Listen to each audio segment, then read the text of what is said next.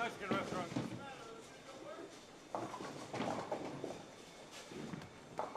Better with a shoe cover on.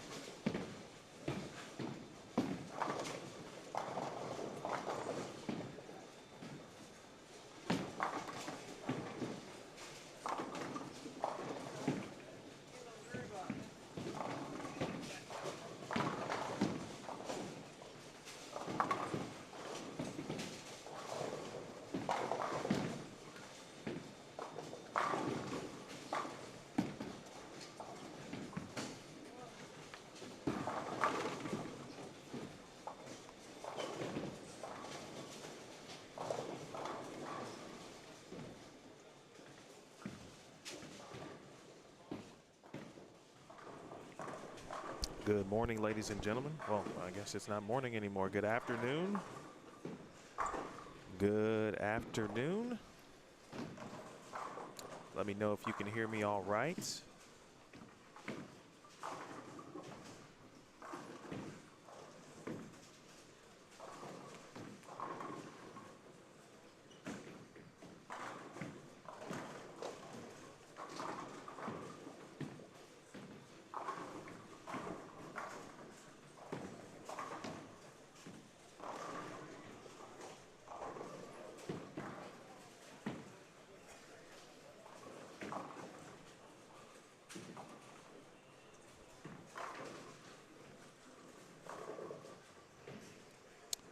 Well, that's good. Thank you, Alex.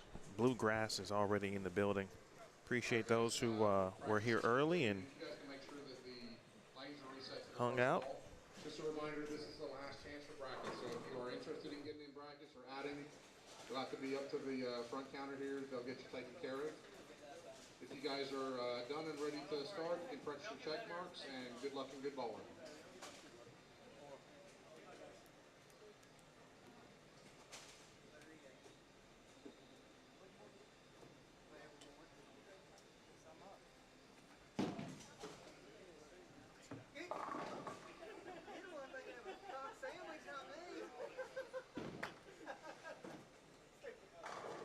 Just a reminder for everybody as well, if you want to watch any of the live stream or if you've got family watching, you can go to Bowl Stream on YouTube and follow there. We were asked a couple of questions about live streaming or broadcasting for yourselves. If anyone's streaming for themselves personally, that's perfectly fine. All we ask is that you do not do that on the live stream pairs.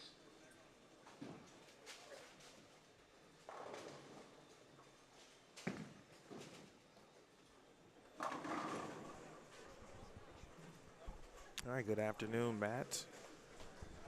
And everyone else here. We've got the Fairchild Singles Shootout now officially underway here on Boldstream TV. Appreciate you tuning in. It is the official kickoff of the Bradley Open weekend with two essentially side events to open up things on this wonderful Friday here in Louisville, Kentucky. My name is Emil Williams Jr. and happy to be back. Always good to be in Louisville. A lot of great friends here in this city. Josh Lewis nearly had a 7-10 not be his friend to start. If you wouldn't mind, please share the broadcast and let the good folks know on your social media platforms and followers where you're watching and how they can watch. This will be home base throughout the weekend. Fairchild Singles this afternoon. This evening we'll have the Classic Doubles Shootout. Again, that is sponsored by Classic. This event sponsored by High Five Gear as well as Motive. Also in the memory of Mike Fairchild. Proceeds from each entry, I believe $10 per entry, are for aneurysm research. Mike unfortunately passed away due to an aneurysm. He's a past Bradley Open champion as well. And Jason Utchwall and the staff here would like to continue to honor his memory. And this event is named after Mr. Fairchild. Format will be 3 games here in this single shootout. 3 games. Total pinfall. After that, we'll take the top 8 to the bracket finals.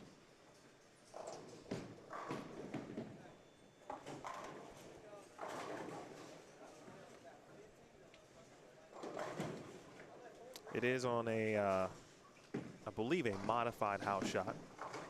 So we should see high scores. We certainly did last year, and high scores are fun.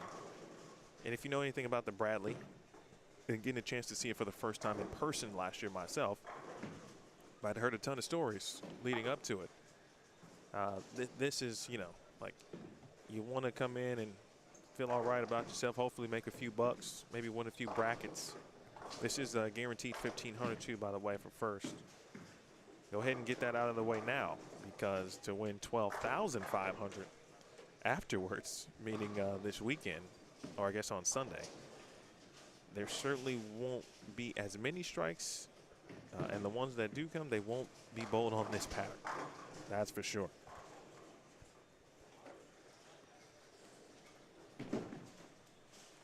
Right now joining us on 35 and 36. Matt Joyce is 35A. Josh Lewis is 35B. John Bradley is 36C.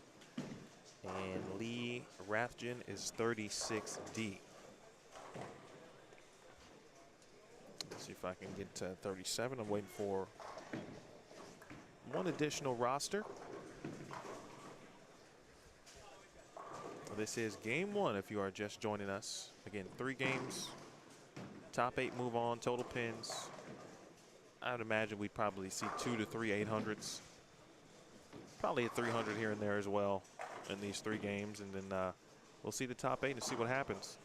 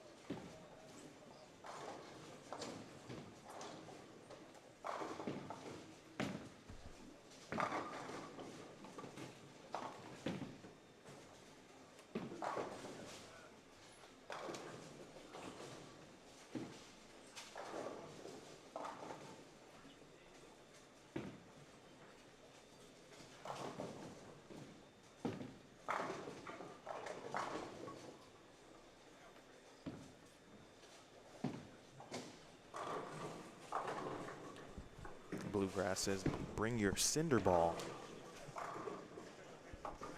That was a, I forgot what squad it was. It really didn't matter, A squad or B squad, but the amount of Scotch Brite, not Aberlon, but there was some Scotch Brite being used to do what needed to be done. Try to get any ounce of hook. Again, very much looking forward to tomorrow. It's always a challenge. The Bradley is one of those events that, you know, it's just like the first name of the tournament, right? You don't need to say anything else. You just say the Bradley. And then people automatically know, oh, eyes light up, especially for people that have bowled it. The challenge, but 12,500 guaranteed for first. That'd be a challenge I'd be willing to take on, especially if you can make a spare.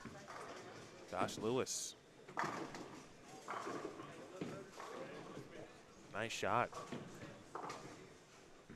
Already seen a couple of strings as we thought. AJ Rice, the defending Bradley Open champion, is competing here in the single shootout. The patent customary AJ Rice backwards hat. He's down on I think 41 and 42. The moves will be skip one pair to the right. Actually started down on 23, it looks like. We're going from 23 to 52.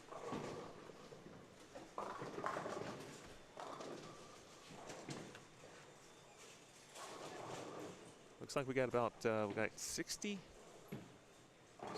entrants. There should be 4 on every pair.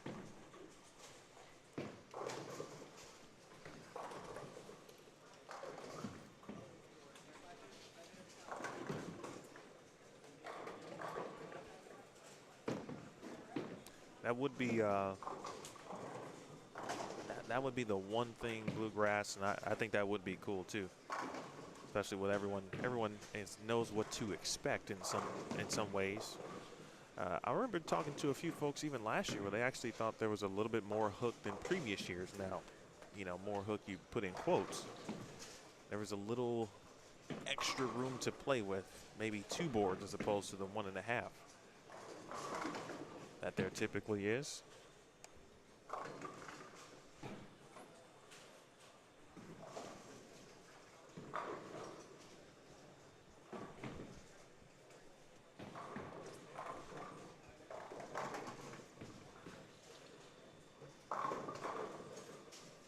What a historical center right here in Louisville, Kentucky.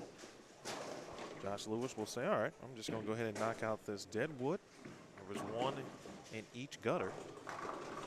So no wasted energy. Now he's got to do it one more time.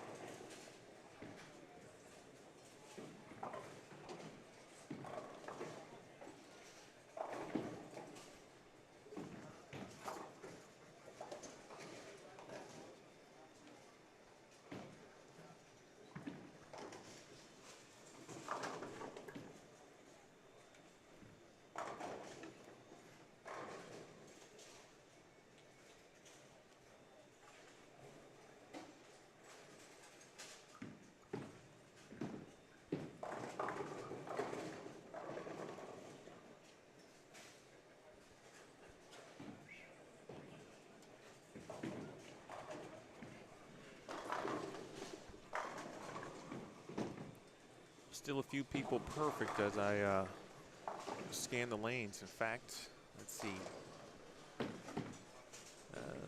31 and 32 to be having a ton of fun right now. Take a look at that pair here in a second.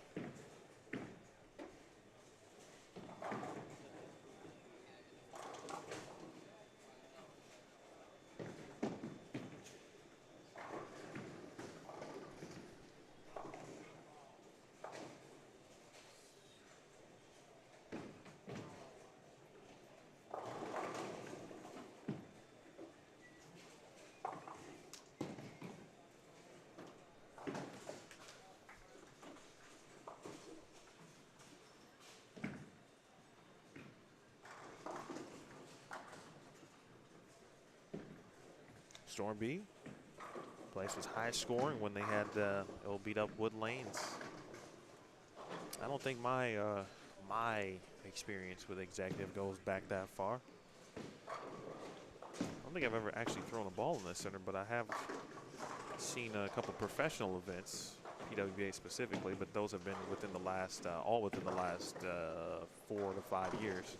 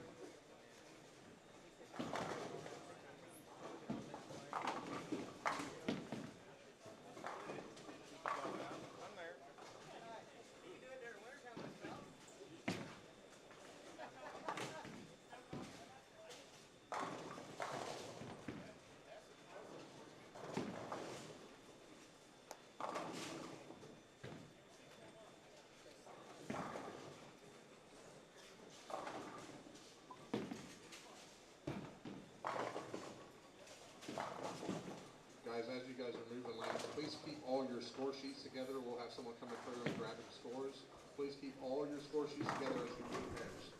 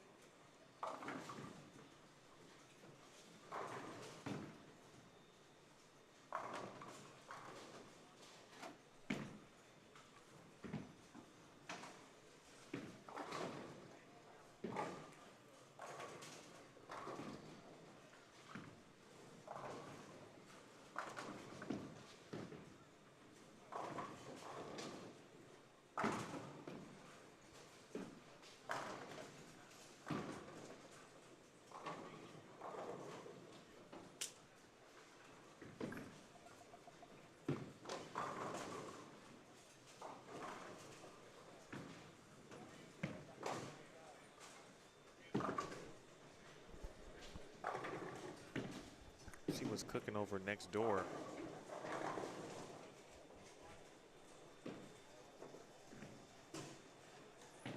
'31 through '34.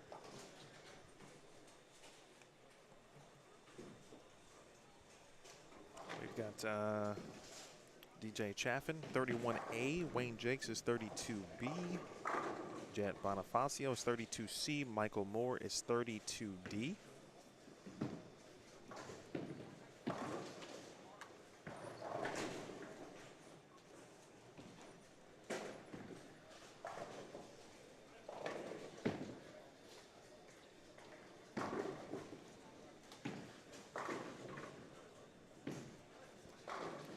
Chaffin with the front six.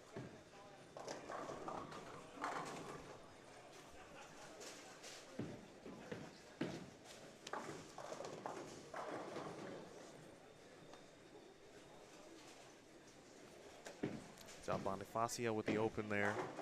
See if Chaffin can continue it on. Two pairs to his left. We do have someone with the front seven. To their left, we've got looks like a front eight and another front eight.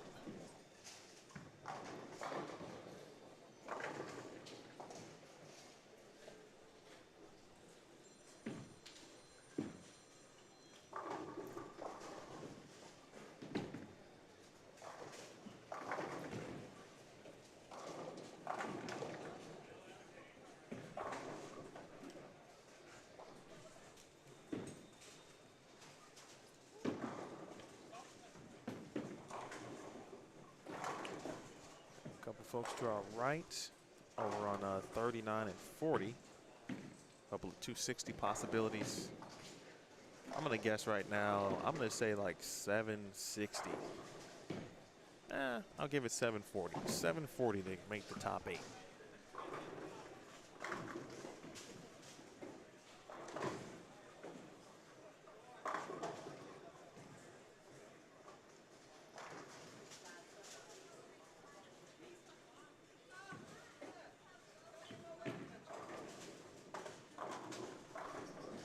Guys, congratulations too. Got yourself a grandchild. I now know what that experience means for grandparents after giving two myself. Hello, Bianca. Are you looking for anyone in particular? I've got 31 through 34, 35 through 38. Those are the lanes we'll be rotating essentially throughout the weekend.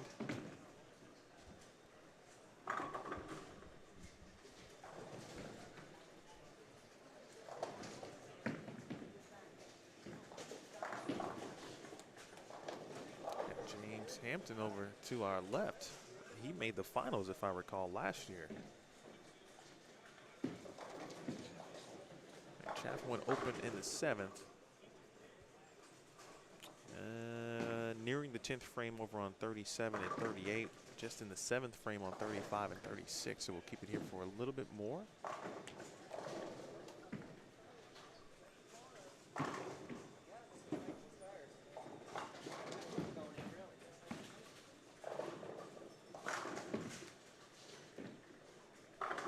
Shot.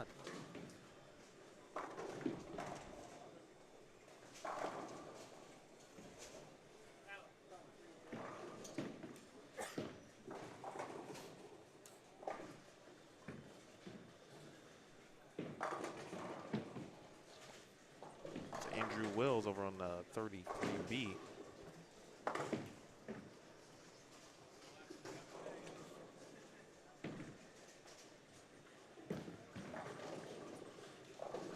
Again, the official start to the Bradley Open will begin tomorrow. It will be tomorrow morning at 8:30 a.m. Eastern Time. A squad will hit the lanes again for the Bradley Open, the official event. 2 squads to start, A squad and B squad, 8:30 a.m., 12:30, p.m.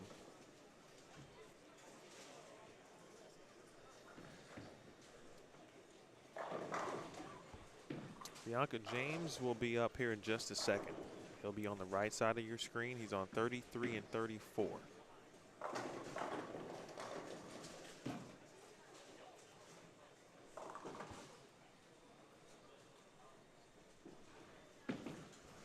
Then there'll be a quick re-entry squad, Desperado. That'll be 2 games. And then we'll move into the advancers round.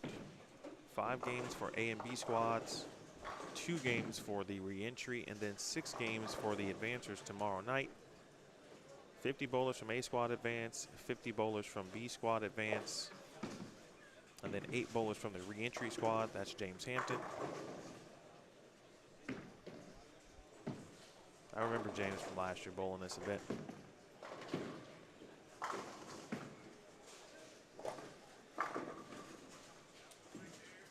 That gets us to 108 in regards to the amount of bowlers who will advance to the advancers round, which is technically round 2 according to the schedule.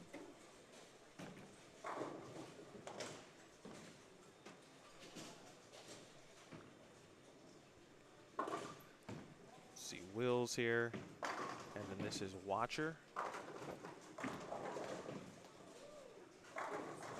Good count. Alan Watcher is going to be in the 220s. James Hampton did make that spare, so he can get to 254. Now look at Josh Lewis here. Josh has gone spare 6-bagger, make it 7.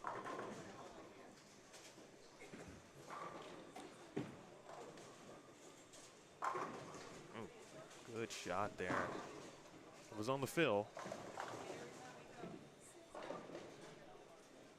Austin Kohler, 223 to start.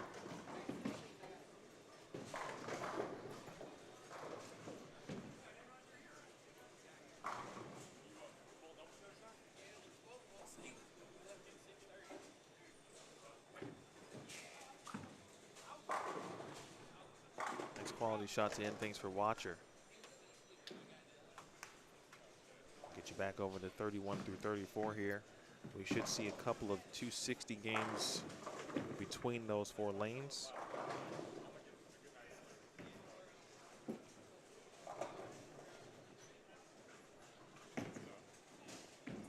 Good shot there by John Bradley.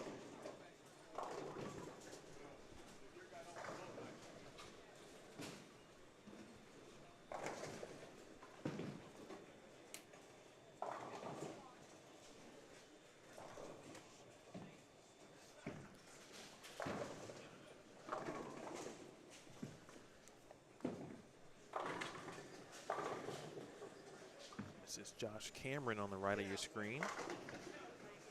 Very smooth with it is Josh. He'll be in the 230s.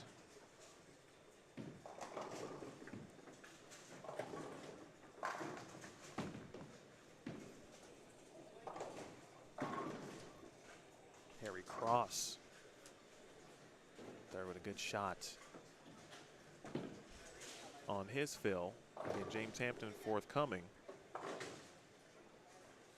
Cross with 239.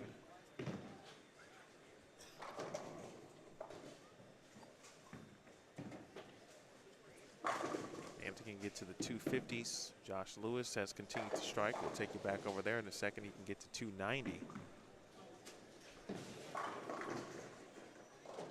236 for Josh.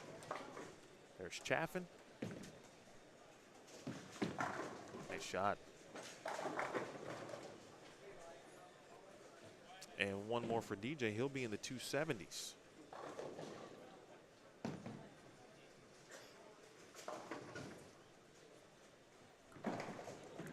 Back-to-back 3 610s, one on each lane there for James. And now a spare away from, in fact, a spare and 9. They get him at least to 240. Here's Chaffin. And that's good for 270 plus. We'll have one more on the fill.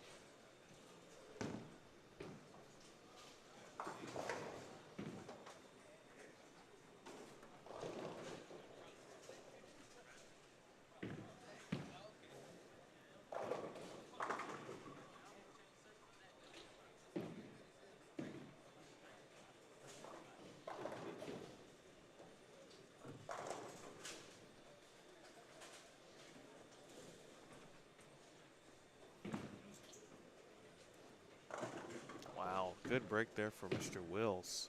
We'll watch Chaffin here. Final shot.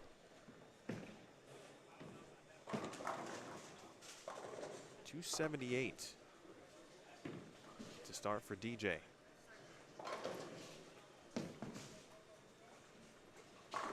.241 for James Hampton.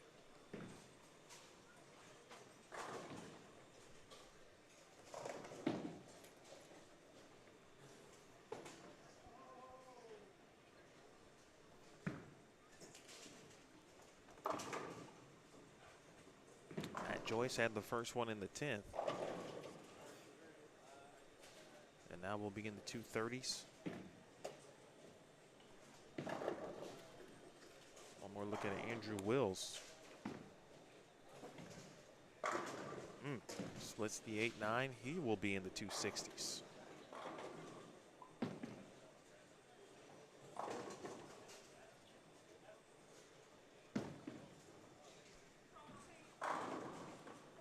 Hey, Linda. That was the quietest 299. Wait, first of all, is Linda? Linda, I assume he's bowling. I haven't seen Ryan here today, so that doesn't mean he's not bowling, obviously. I just haven't seen him. But if you popped in to say that, I'm assuming that he is bowling. I know he bowled the Bradley last year.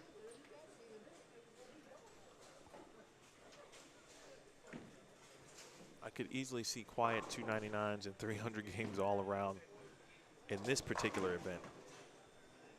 A little more noise tomorrow if someone shoots 299 or 300.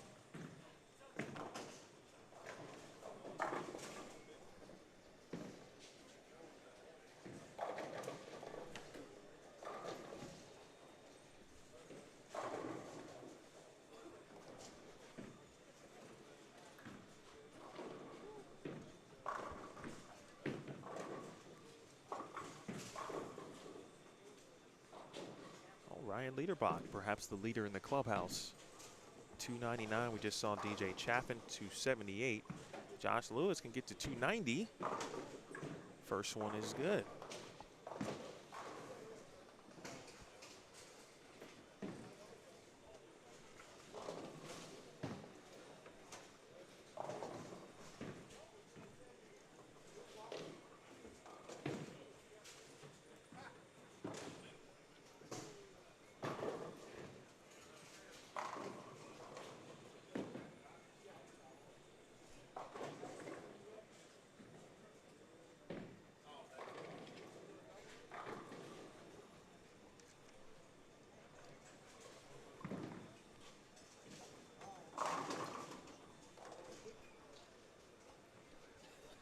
One more for Josh Lewis, and again, now a strike away from officially getting to 290. Still, I said 740 to make the top 8. There's 60 bowlers here, so I think that's fair.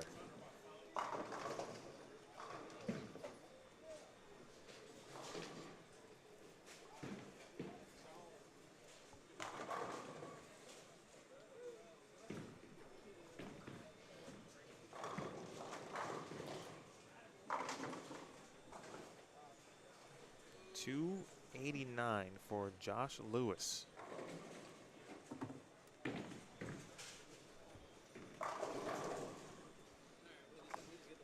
See Tony Lambert there off to the left of your screen. This is Wayne Jakes. finishing up on 31. He's in the 270s. And makes it 278 with a 10 pin on the fill. And just like that, we're on to game number 2.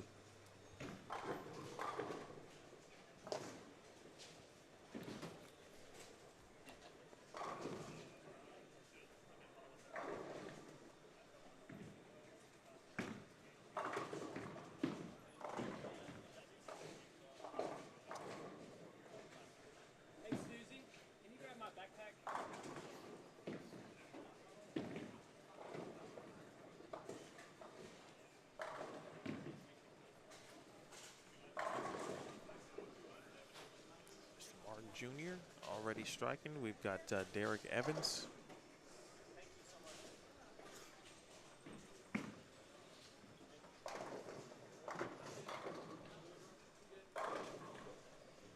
So we'll see DJ over here on 35 and 36 after he just shot 278. So 278s, a 289, and a 299 at least confirmed in those scores that I saw with my own eyes, minus Linda, but I trust Linda.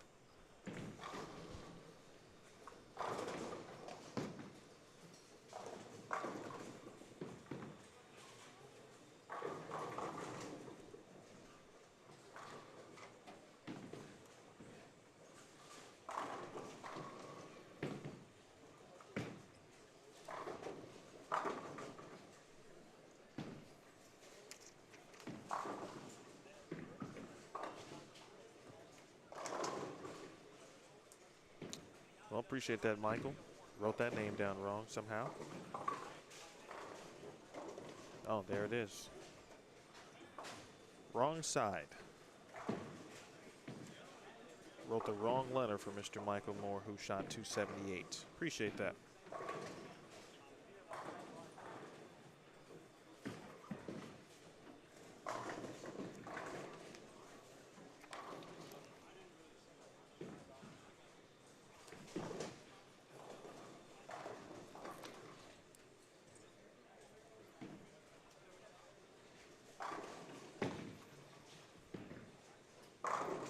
That just means it's time to go check in on that official roster that I need.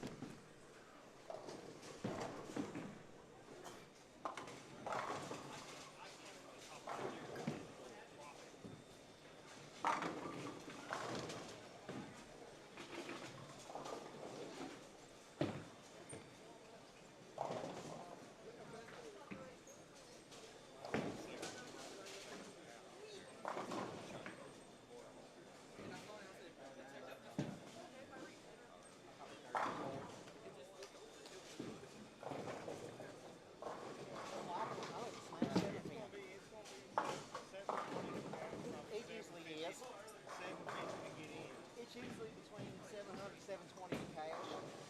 A lot of times 720.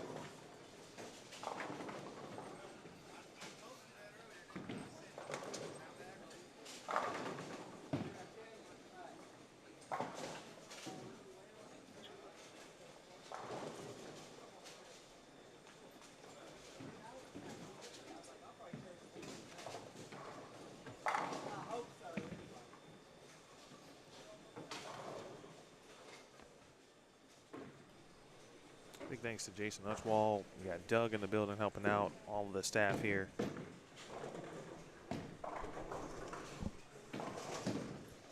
So let's go ahead and make it right now. We'll see this one shot.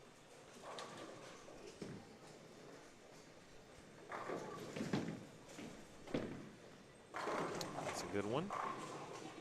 And then there's Michael Moore.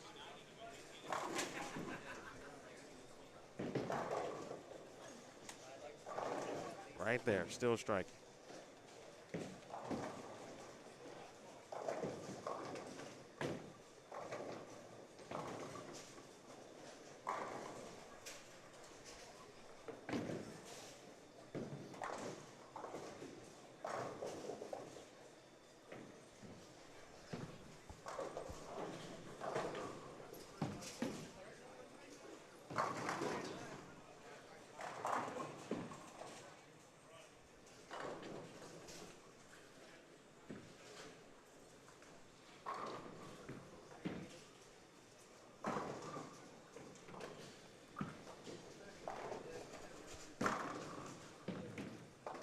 players are just skipping one pair to the right.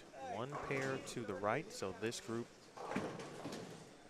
or groups, I should say, 35 and 36 and 37 and 38.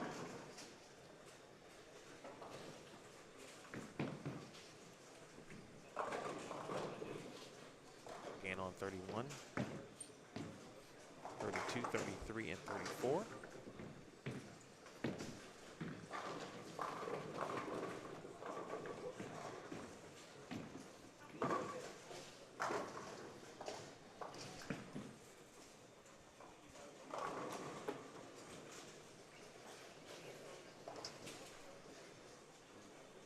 Definitely need your striking shoes on this morning or this afternoon.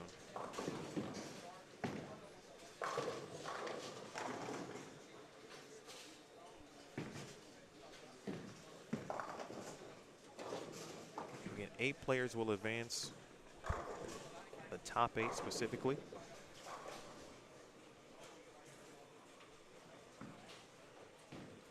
Give you a quick bracket. Round of 8, a couple of semifinals, and then one-on-one for 1,500.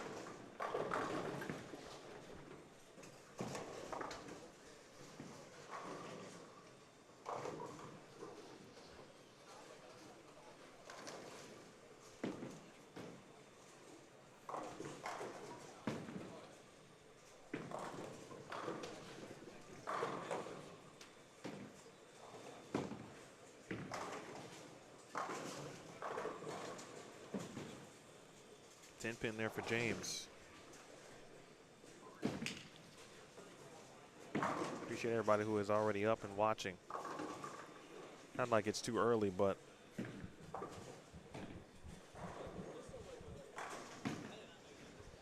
some of you might be at work. It sounds like many of you still are. Maybe you got Friday off, which is pretty cool.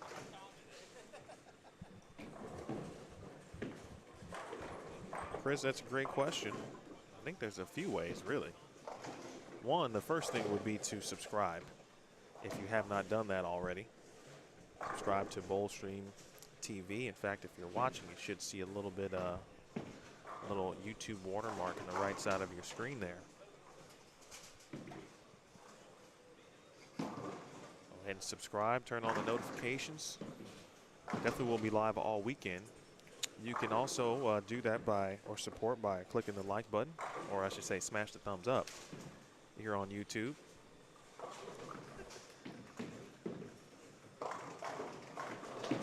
And if you haven't already, like the Facebook page, Boldstream TV. Follow us on Twitter.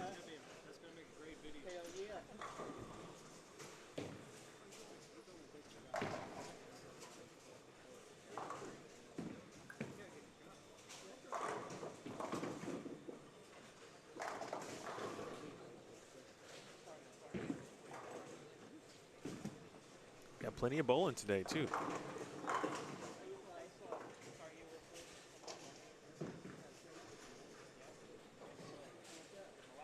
Match play of the PBA Wichita Classic. Stepladder Finals should be this evening. Scooby, good to see you. I appreciate, again, the support as always. No matter the platform. And a very good question from my man Roy. Let's see. Roy. So we'll just start with the Bradley Open since that was in front of me. That entry fee was $360 for the official Bradley Open, which begins in the morning.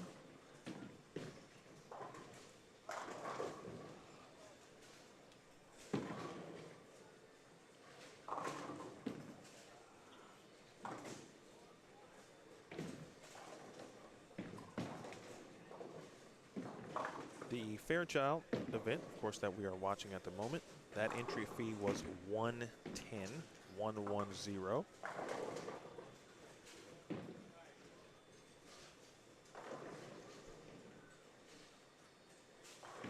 And then tonight, doubles at 7 p.m. So I need to change that.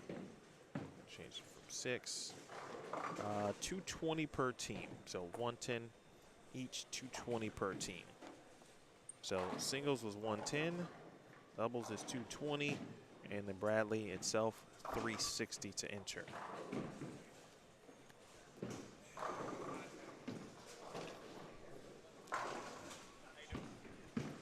Good, how are you? Nice game. There's DJ Chaffin. Hopefully I can keep it up. You're going to have to make the cut. DJ saying hopefully he can keep up the scoring pace. Thanks for that, Roy. Good questions.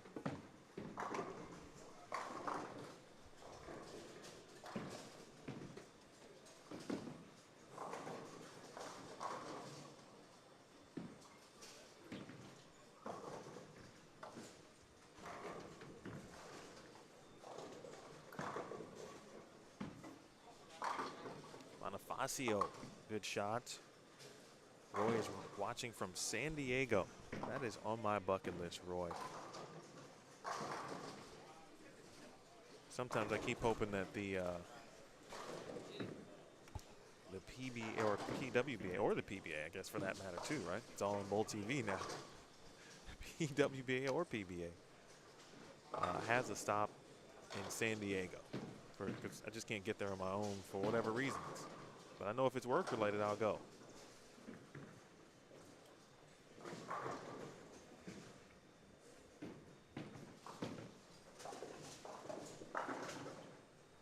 Santu bowling extremely well. I haven't seen the standings, but I did watch him in the finals against Dom Barrett at last year's Colorado Springs Open, I believe was the name.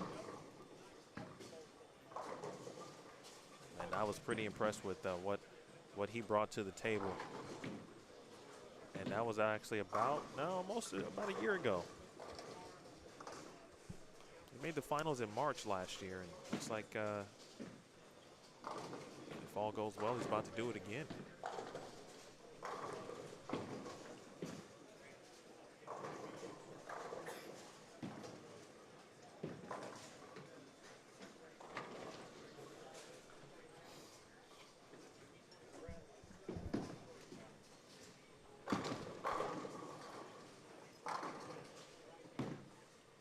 Had to take that hat off. Probably about to go sheet right now. Looks like there is one pair without 4. So maybe there might be 59 players total.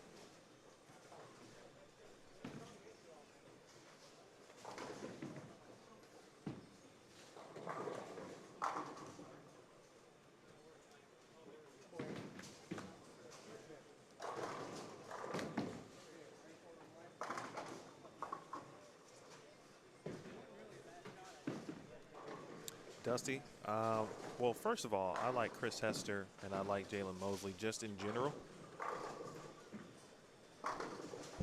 Although, or maybe Chris was referring to the Bradley Open. He had just posted on Facebook and was asking about,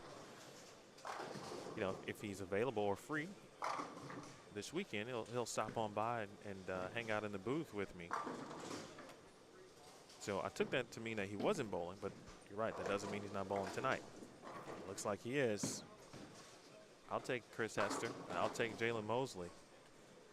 Haven't seen the final roster of the teams, but I know the double shootout just, for essentially those who don't make the singles or, don't get here in time or whatever the case may be, doubles is always popping. The best place to do that, Dusty, I still think is the Facebook, the Classic Double Shootout, essentially event page. Let me get that for you.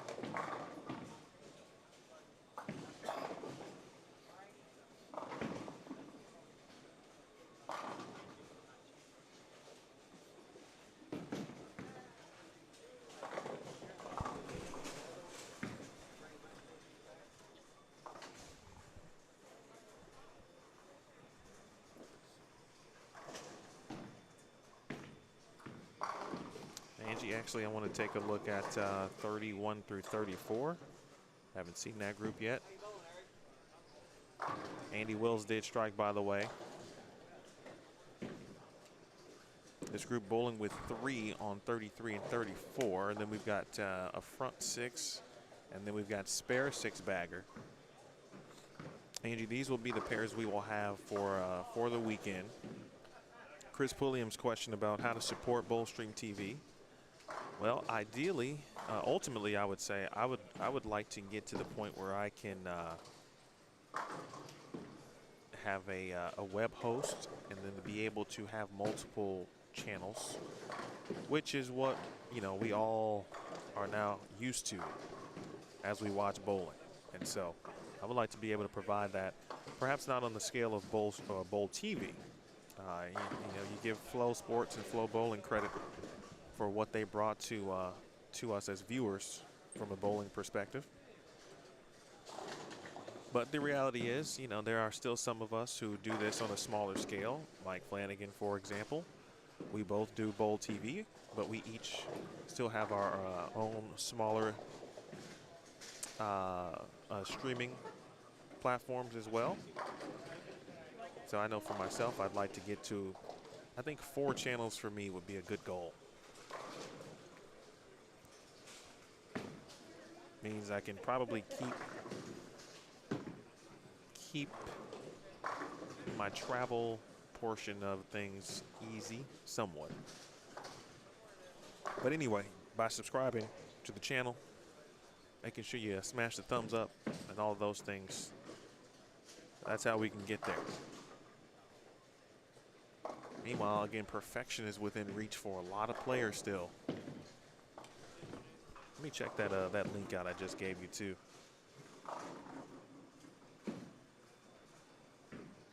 Dusty, maybe did that link work out for you? I just looked at it. I don't think that's the right one. I think there's one more.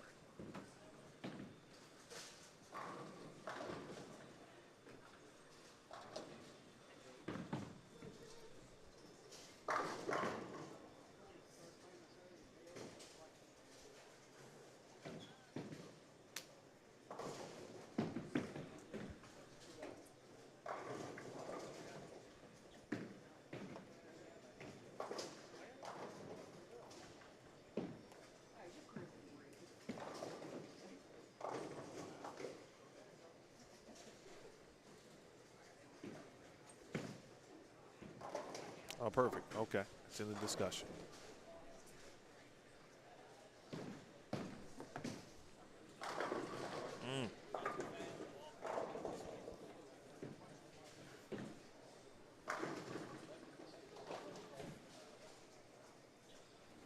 Jeff White with a 10-pin. This is Aaron Martin.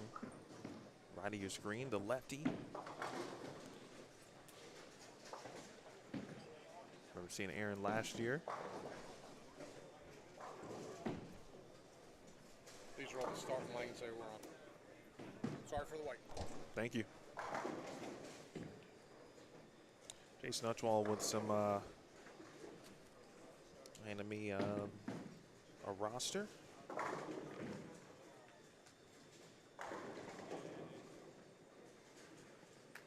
Appreciate him and Doug and everyone else. I'll get everybody's name before it's all said and done.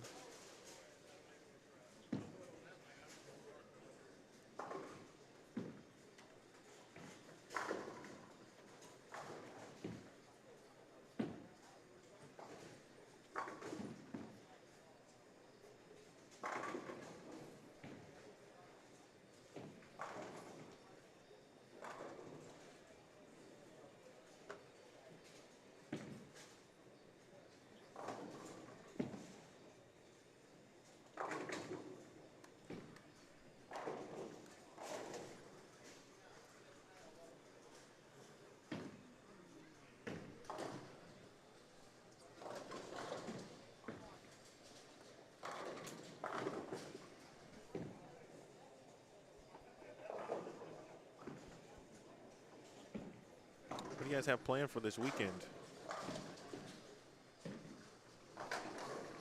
Curious to know what you guys had up your sleeves. shot by Chaffin off camera. We'll get back to their group in just a minute.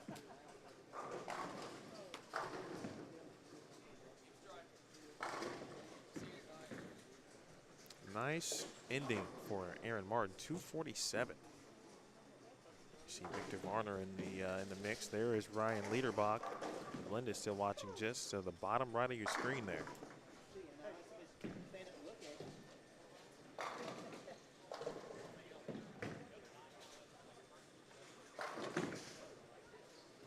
All right, that's going to put Derek in the 240s. Then over to their left, Jonathan Cummins. He's got 269. He bowled really well in this event too last year. Fred Reyes, by the way, is letter B. Don Kieran, letter C. And Robbie Oakleaf, letter D, over on 31 and 32.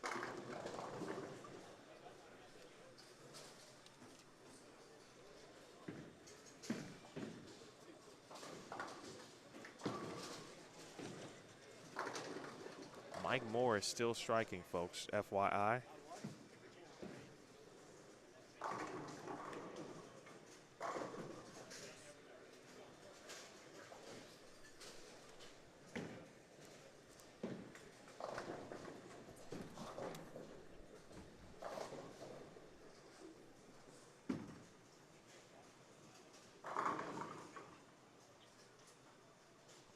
That's the Dusty. That's the big tournament, right? The trios event that is very popular, always attended or highly attended in Indy. I was there last weekend. Yeah, last weekend for the Hoosier Classic.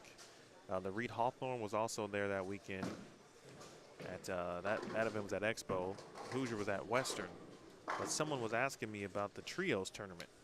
I actually thought it was either early March, but perhaps it is this week. All right, we'll get back over to Chaffin here in a moment too, as Jonathan finishes things out. It's going to be in the 250s. After the third game, because obviously it's going pretty quick, and that's the kind of the point. So after the third game, the stream will remain live. I'll put up a message at the cut announcement, or that's what we're waiting on. Once that happens, or I guess in the meantime, during that process, I'll be positioning cameras. So we'll get the first matches that we can for the round of 8, then the semifinals, and of course the finals. Oh, and some messengers. Okay, Robbie. One more. Robbie will be in the 270s.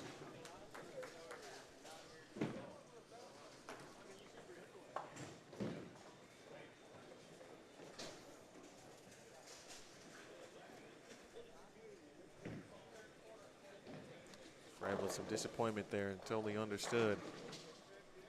We'll watch one more from Oakleaf here. A young two-handed righty through the nose. But it'll be in the 260s. Oh, there's multiple weekends of that tournament. Did not know that. Oh, okay. I'm saying that like I'm going to bowl, which is false. It's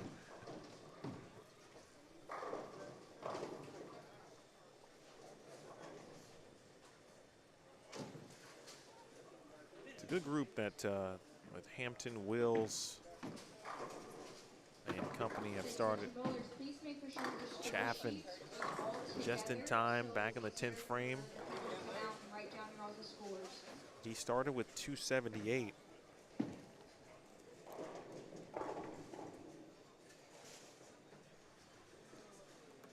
And one more here, that will put him in the 250s and in pretty good position.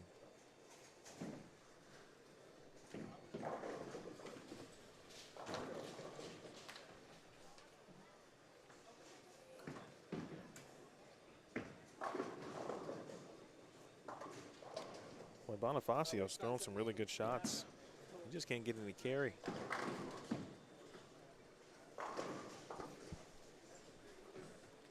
Tony Lambert, Victor Varner, Ryan Liederbach now on 33 and 34. Oh, wow, nearly an 8-10.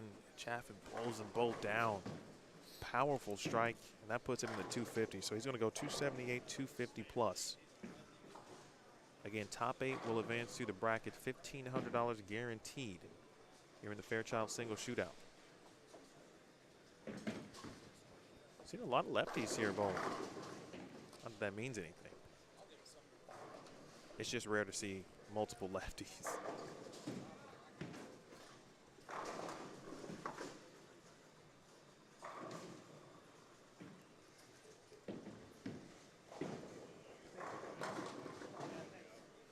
Royce is going to watch some Jayhawk basketball. Roy originally from Kansas. Made the move out to San Diego. I had a friend who was stationed in San Diego for probably about 5 years. He's in the Navy. He'll be wrapping up. No, he just re-enlisted for what will be his final essential tour of duty. Got 4 more years left. Been in for 20 at this point.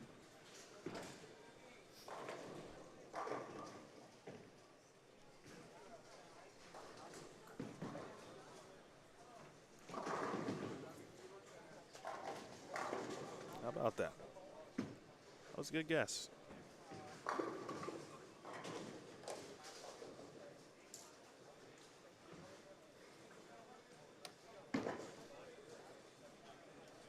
So, Mike Moore, not Wayne Jakes, by the way. Wayne Jakes is on 35. We got that all figured out. Wayne got a ball to hook from like the half board. His last shot. Oh my good Lord, how you doing that? The big wheel. Trying to salvage 216 here, but Mike Moore can go back-to-back 270 games.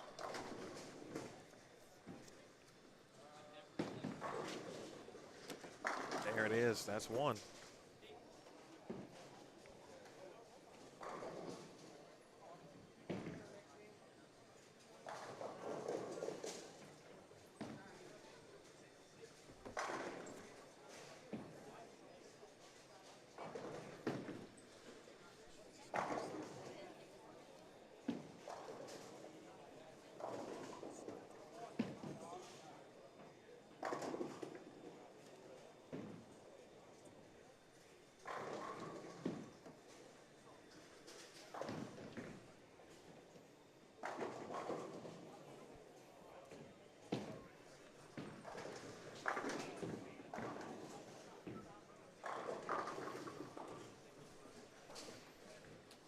Mike's going to be in the 270s for the second consecutive game.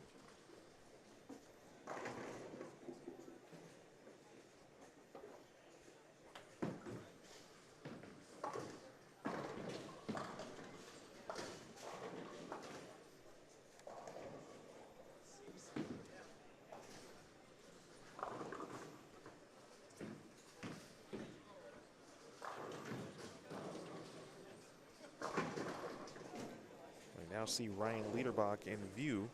As we mentioned, he's just to a pair to our left. He's on 33 and 34. We'll take a look at that pair in a moment. First, Mike Moore. 278, 279. Mike Moore.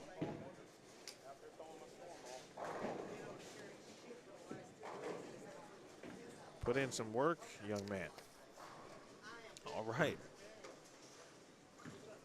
I think that's one of the reasons I like actually covering this event. Jason had asked me to, could I add it on to the schedule since we were already going to stream doubles on Friday evening. I'm already here, sure, no problem, Jason. Appreciate you even having me. And I like seeing the high scores every now and then. I think it's a perfect balance for this weekend, specifically because of the Bradley and what that condition typically brings you. So 31 through 34.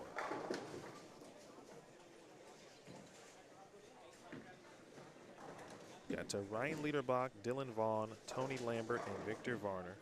And then on 31 and 32, Danny Morrison, John Perez, Courtney Burks, and Tyler Slaubaugh.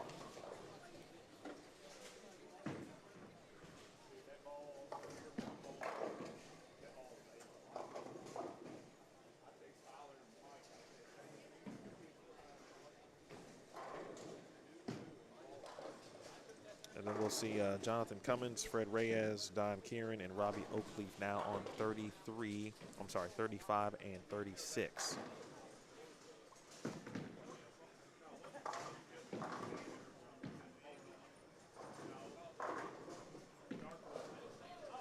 Ray, if you are unfamiliar from that vantage point with the Bradley, now, unless I'm just, been living under a rock, the Bradley typically does not release their pattern, but most people kind of know what to expect because it's just there's a lot of oil. I think there's a lot of volume.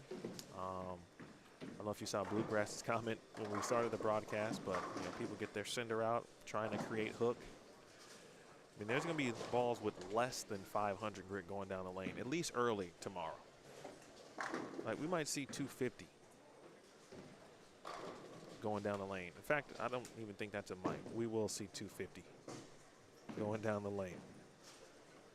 So it's the reputation is, it speaks for itself. You know what, if you're bowling this, you kind of know what you're signing up for, know what to expect. I am interested though, if there would ever be a behind the scenes on how the pattern is actually created, who thought about it first, what the intent was when the tournament first began. And then historically, and I'll ask Jason Ushwald this as we get through the weekend, but I am curious how, did it always start this tough? Did you kind of play around with it? I'm sure when you start a tournament, you kind of tinker maybe with the patterns until you get the pace you want, typically speaking. Or if you know you want it tough, you just put out something tough, and then that's the motto. Hey, come bowl our tough tournament.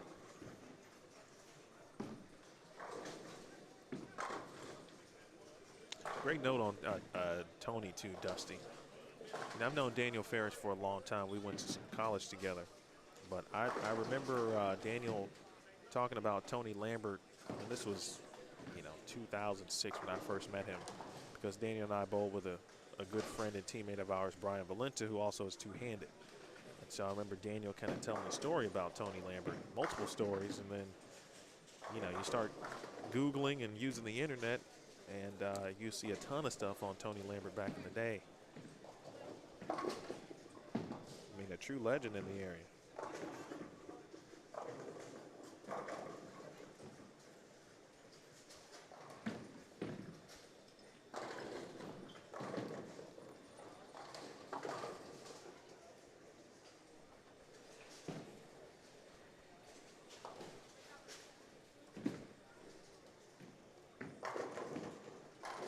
John Perez is a fantastic individual, Kevin. Obviously, you got your own opinion on that, so I totally respect that. Not saying that, but my guy is a good dude. In fact, I've never seen him bowl without a mask, so that would lead me to believe that he's protecting himself from something that he may already have, et cetera, and so forth.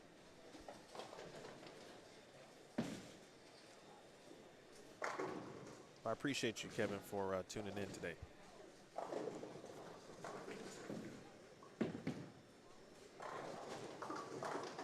Oh, my gosh. Wow, that was a mean 8-pin off camera. Good thing I didn't see it. And you didn't see it either. I've seen a lot of nasty 8-pins. That one was, you just saw everything go back and just kind of move out the way. It was like the parting of the Red Sea, and then there, smack dab, the 8-pin.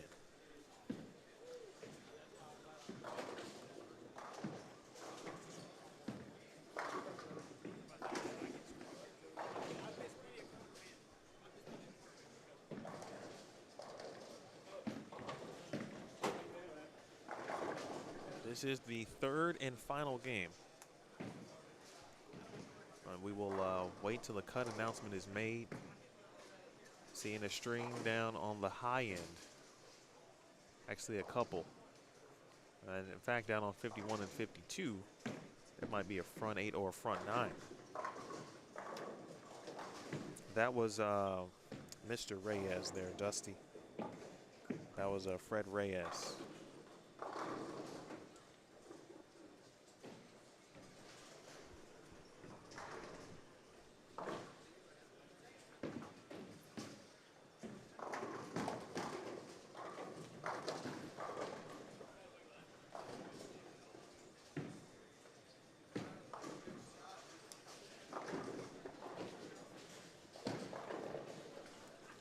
I'm gonna go look at Fred Reyes just so, right, the lightning doesn't strike twice kind of thing, right?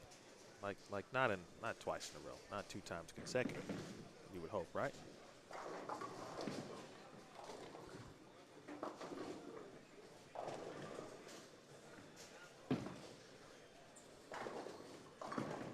I'm gonna leave it here and give him a chance to make this spare.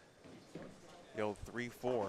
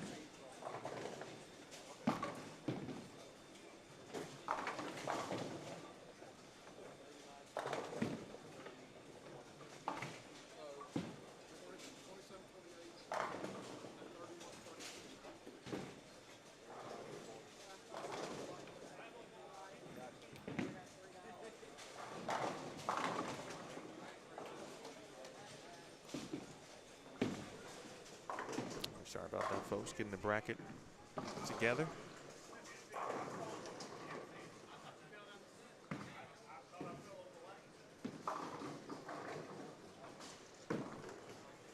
Let's get back over to Jonathan here in a sec.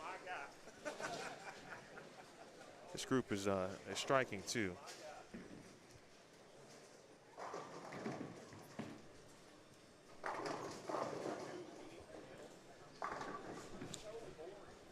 I don't know from a 2-game total perspective where most of the players are at this point. Just a couple that I can recall and those who stood out. I know Ryan Liederbach shot 299 in game 1. I know Mike Moore has gone 279, 278, 279. DJ Chaffin went 278, 259, I believe.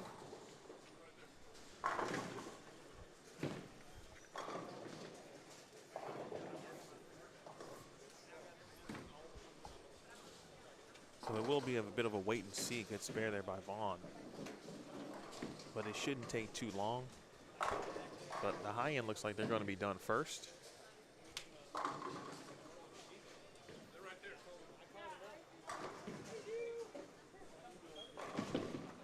No re-oil Roy. In fact, I think we just got our bracket set.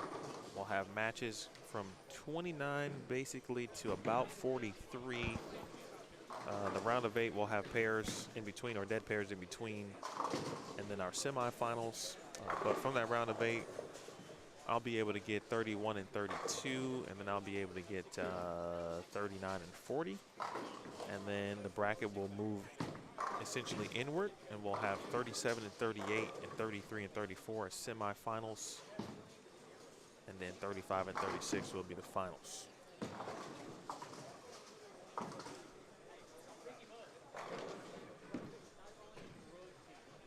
Bluegrass, not this morning or this afternoon, I should say. You know, whoever's here, certainly. And if I see someone, there's a good shot on the right by Reyes. No 8-pin there. Tonight's doubles event, I know there will be multiple people, typically speaking, hanging around. And then hopefully Chris Hester will be joining me throughout the day, tomorrow, or throughout the weekend, Saturday and Sunday.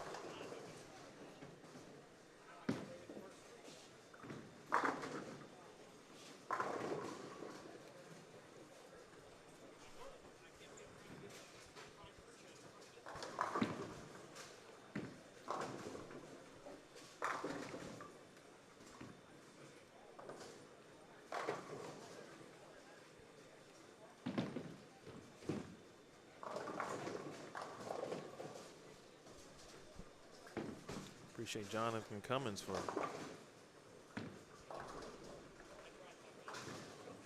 sharing the post from Boldstream TV and letting the folks know when he's going to be on and when he's not.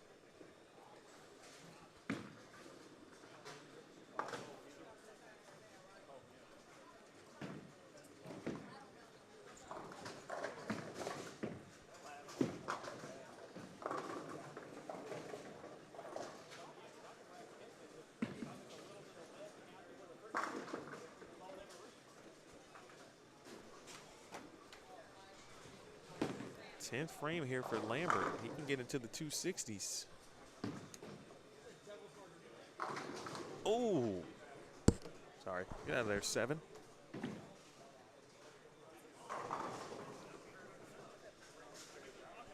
I would expect nothing less than to see Jonathan Cummins in this top 8, and looks like he's going to get there because he had a good chance of winning last year. I think he lost to Sean Rash in a semifinal.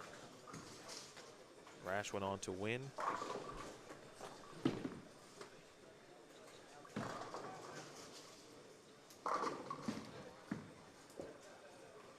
Defeated Jacob Buttriff.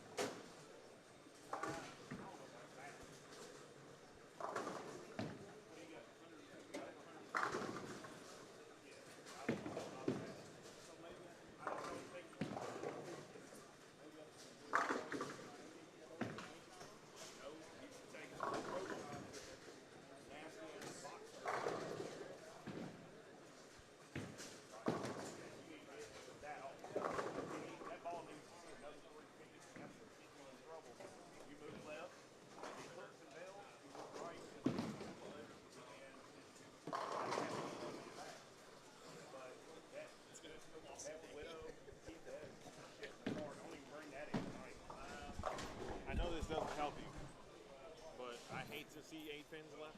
That was by far one of the worst ones I've ever seen. I've left so many 9s today, so I'm trying to get in and get in. You know, I watch a lot of bowling. That was one of the worst ones.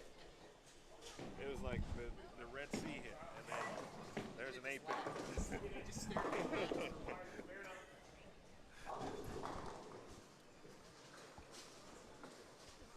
Just had a good laugh with, if you can laugh about it, Fred Reyes. He already seems like a very cool guy, talking about his 8-pin leave. He said he knew it was coming. He had already left a couple of 9-pins. 268 for Tony Lambert.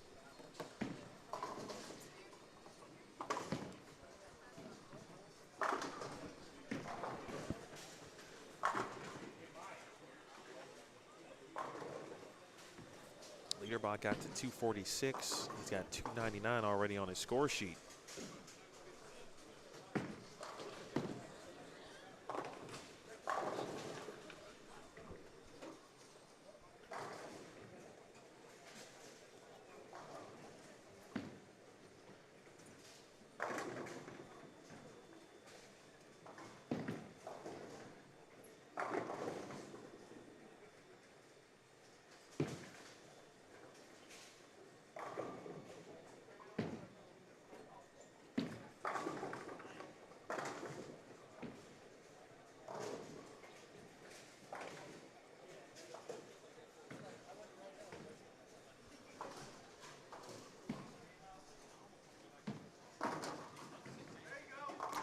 7-10 for Mr. Reyes there on the right of your screen.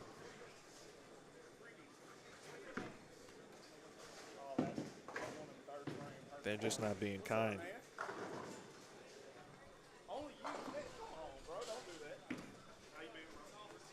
Well, let's see.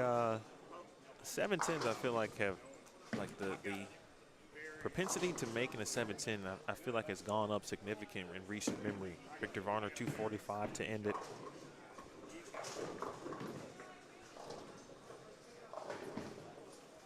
Mr. Vaughn 231. You never want to miss a 7-10 conversion. You never want to be that person. Let's give Mr. Reyes, I'll tell you about Morrison here in a second. That was a strike. He's got 5 in a row. Nothing doing.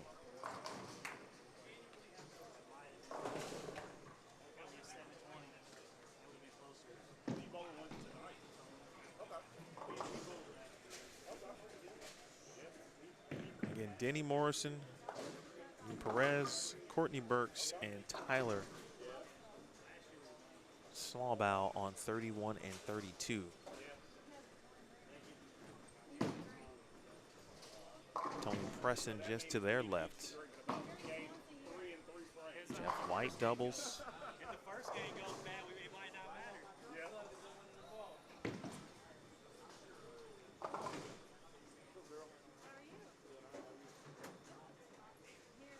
My man Daniel Ferris checking in. Frame 35 and 36, frame 8.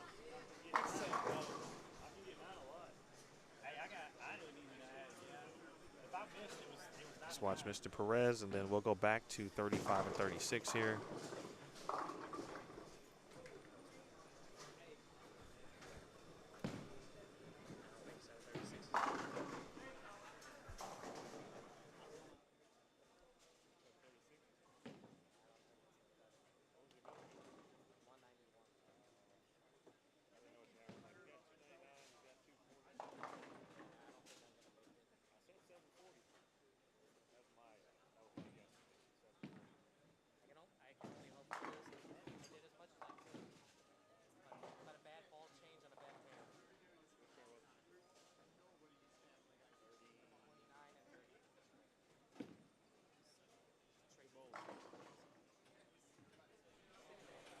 Ryan Leerbach informed me he shot 736, and he doesn't think that's going to be enough. He went 299, 191, 246. How you doing? Good. Thanks for reaching back to me.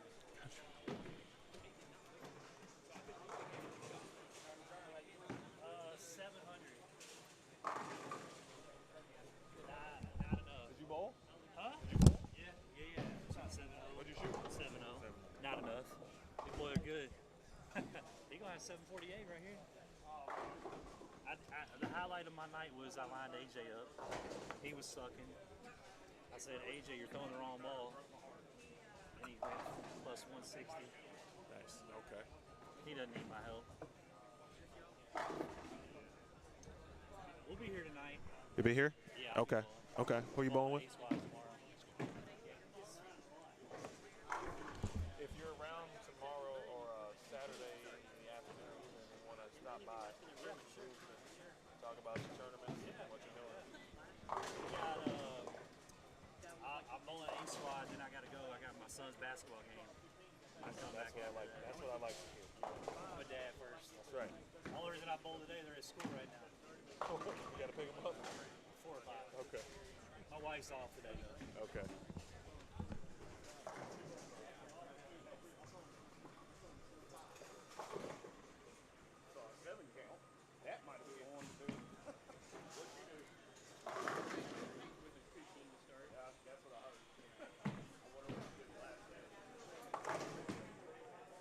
How's the scores been down here? Yeah. I think it's going to take like 740. Well, that's what I said too. Ryan just told me he shot 736. Well, there's about 5 guys down there shot 730 or higher. Well, how about He's got this? 740. Let's do this. Since you've got a lot of information, Is it on right now? well, it will be. You can hear me better on here. All right, so we got Jeremy Thomas of Thomas Tournaments here locally in Louisville. He just bowled. He shot 7-0. I think so. 699 maybe. I had a bad second game. 207, not good. And then 257, 235. But some high scores down there. I think it's going to take quite a bit. I'll say, yeah, you've seen. AJ went 140 over. Okay. Aaron Martin just went 140 over.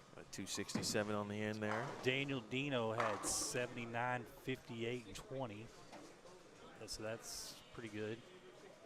Chris Corbin, I think, had 780. So that's 4 down that way that I know of.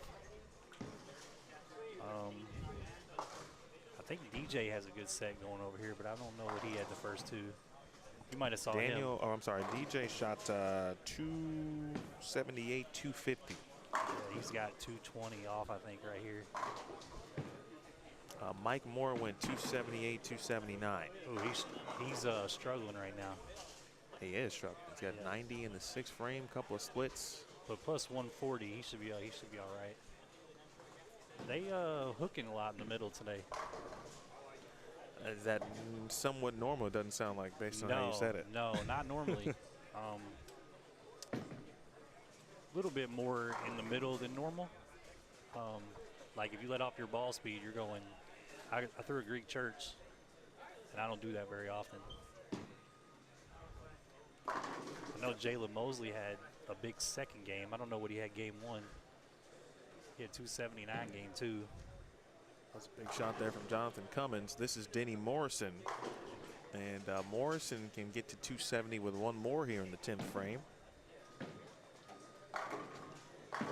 Yeah, Denny's a very good dude. I know him. He's from Bowling Green, maybe? Super good guy. He comes up here and bowls some of my stuff sometimes.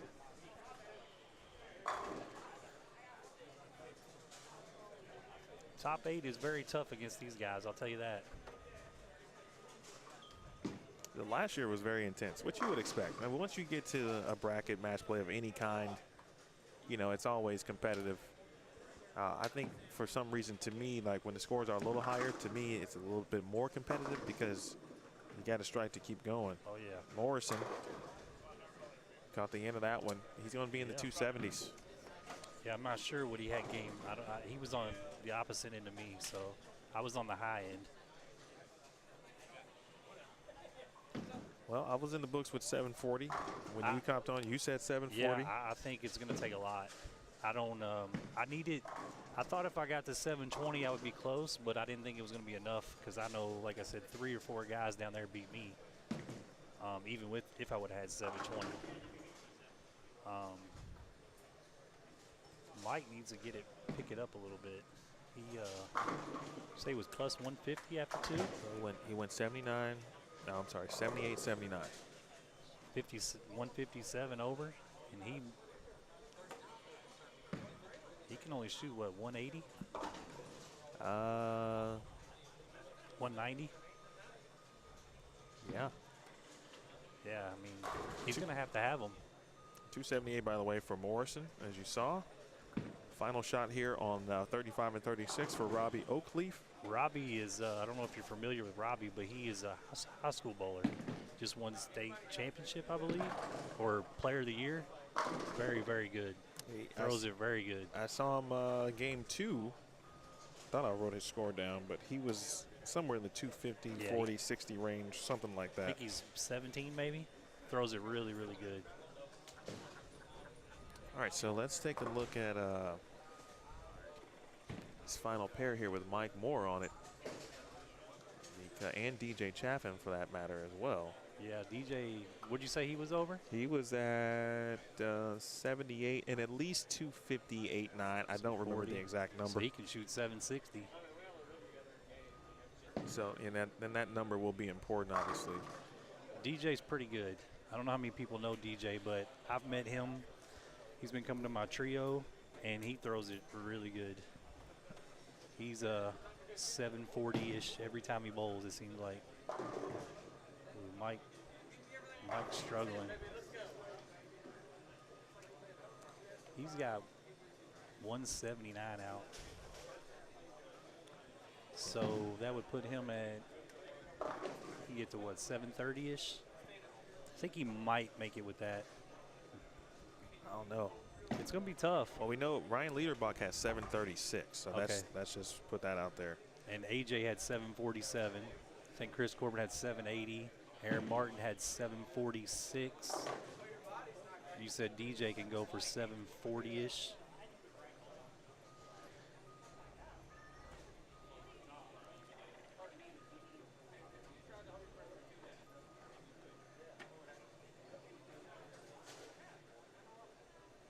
This is by far my favorite weekend of the year. Tell me why. So many good bowlers. It's so challenging. The best of the best are here. This year it's going to be interesting with the PBA stops so close together. I don't know how many guys are going to make it. That seems to be a bit of a combo in the chat. Yeah.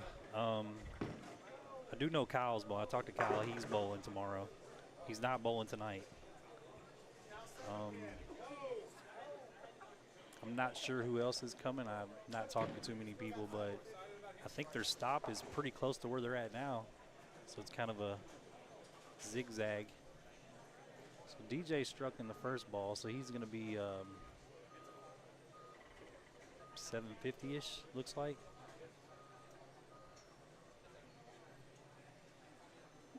$30, $60, $90, he can get to 227. You said he was about 140 over? Yep. Yeah, so. At least. Yeah, I mean, 740 is probably going to be close.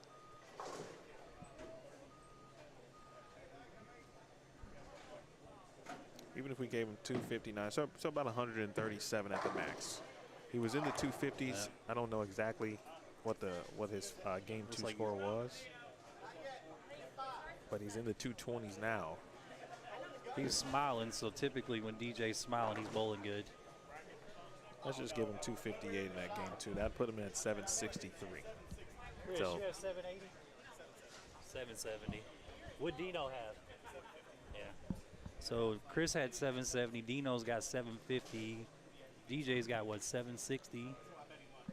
Aaron Martin had 747. AJ had 740. So that's 6 guys in the 740s. Jonathan Cummins 771. That's 5 guys over 740 or 6. So I don't know what Jalen ended up with. He had 279. So Mike's going to be out most likely. I like Mike. He's a good dude. But going plus 150 for 2 and not making the cut, that's tough. That is. That's tough. Hate to say that's bowling at its Yeah. finest, but in many cases that is bowling right there. Yeah, I tell a lot of people, don't give up.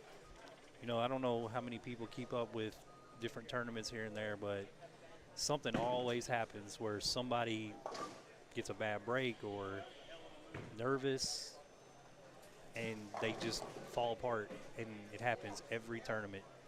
My last tournament, we had a guy that was pretty much in the cut, bowls 150 the last game, misses the cut Yeah, that is. by like 6 pins.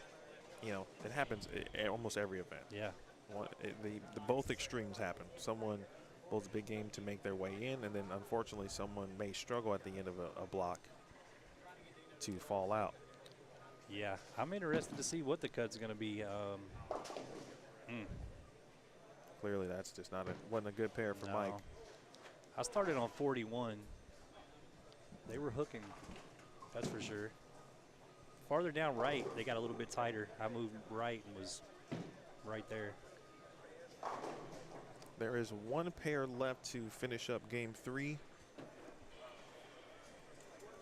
And let's see if we can get you a little bit of an angle there. Yeah, though I was bowling next to those guys earlier.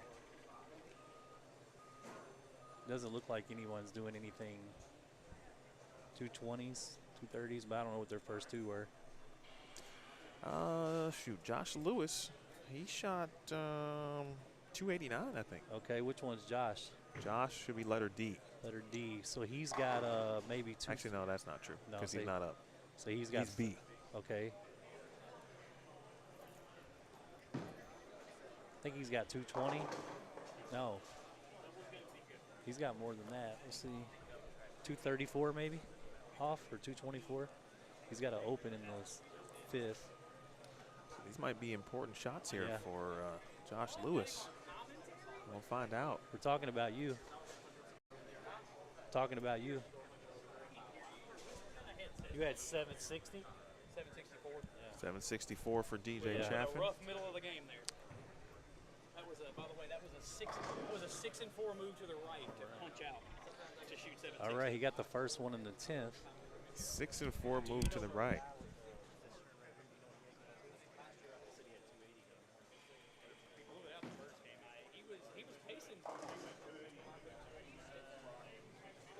Oh, wow. 259, 289, 230s. No, he's in. Yeah, that's another 770. No, that's might. Yeah, 740 might not be good. You might need 750. And I will say this this house does not play easy. It's very hard. So these guys are bowling very well. If you are just joining us and watching, I see a couple comments. Yeah, there's a few pros in the event this week, today, and throughout the weekend. Actually, there'll be several pros. We were just talking about this. Actually, one of the reasons why the date was changed, the PBA schedule for 2023 actually had an event on the same weekend, Super Bowl weekend, which is typically where the Bradley is hosted. Pretty easy to remember that one. When's the Super Bowl? It's also Bradley. This year, there's a PBA event there, so Jason adjusted the dates, moved it forward to try to help accommodate those who do compete in this event who also bowl on tour, which are several players. How many will get there or will get here? I didn't even realize it was about 12, 13 hours until I talked to Jason yesterday from Wichita. I didn't either. And I'm like, oh. And I okay. think they got to go to Jackson right after that. Yes, I think so. I mean, it's a big move. All right, so we're all done with competition for qualifying, folks. Our 3 games is complete, or are complete. We're kind of tallying up and asking around some of the scores that we believe. It's like Dylan Vaughn had 750. We should let's write these down. Dusty has 771. So Lord, it's 740 might not make it. Dylan Vaughn 755. Jonathan Cummins shot 771. Then we said DJ shot 760 something. 764, I believe he said. And then Aaron Martin 740 something, I believe. All of a sudden Aaron might not be safe. No. AJ was 740s. Dino was 760. Corbin was 760. Dino 760. Corbin. And then the gentleman we just talked about down here must have close to 800. All right, Josh Lewis. Right. Yeah. He's definitely in. No, we are not finished. This is just a 3-game cut to a top 8 match play, I believe. Yep. And then best 2 out of 3? Or is it just single game? I thought it was 2 out of 3. Yeah. I'm gonna go Typically, confirm that for you, but yeah, typically Jason runs the same formats. It'll probably be the same tonight. It'll just be Baker's in the end, most likely. But he typically takes top 8, 2 out of 3. And usually pays about 1 in 5, roughly. So he'll probably pay out. How many entries did we have today? there was I thought I counted. Well, there was 60. I thought at first, and then there was one pair with 3. So I'm thinking at least 59, unless there was another pair with. So maybe with top 10 or 12, probably cash. Yeah, I think so.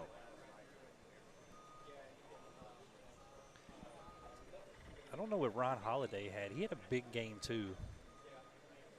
I think he had 2. He had front 8 game too. I don't know what he finished with. Was that on the? That was on the end pair, right? Yeah. I saw that from here. Yeah, he had front 8, I think.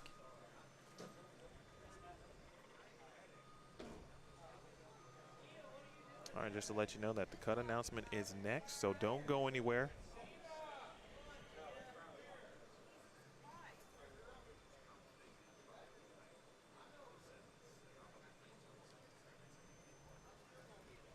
All right, so I know that we'll have a couple of step ladders. One will be on 31, I'm sorry, round of 8 matches. One will be on 31 and 32, one will be on 39 and 40. So I'm gonna take a quick break. I'm gonna move some cameras. We'll wait for the cut announcement. And then once that's on, there probably won't be too many minutes after that. Lane assignments will then be divvied up. And then we'll be off and running. So hang tight. What you got? I'm just going to share your link on Oh, my I page. appreciate it. You do that. Thank you. Bowl.com? Bowl Stream TV. Stream. Or I can even get you, if you tag me on, or tag Bowl Stream TV on Facebook. All right.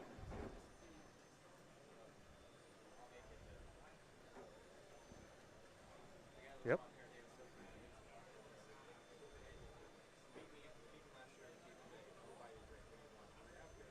What time's the PBA happening, by the way? They might be bowling right now, to be honest with you. I know round 1 was this morning. They bowl a lot of games really fast. I was Yeah. just talking to someone. I'm like, how do they bowl 30 games in 3 days and then turn around and do it again? I'm tired after 3.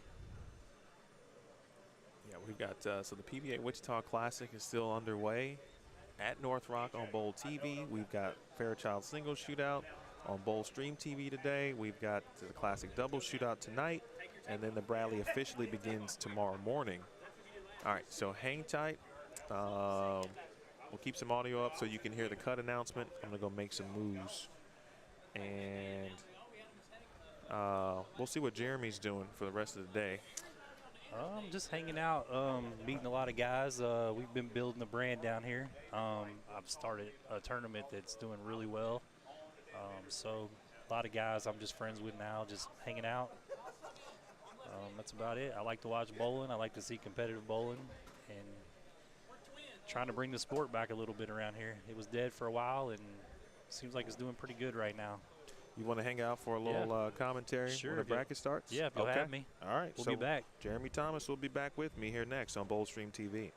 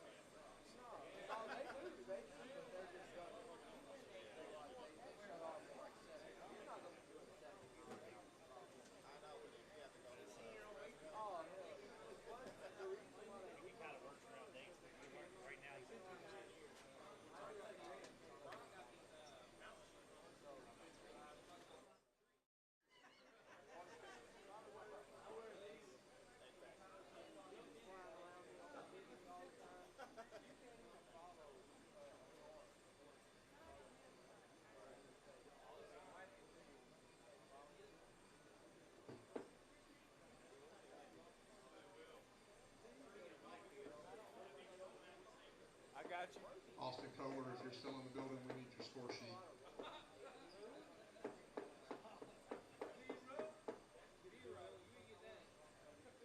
I don't mind giving him a 0, it's okay.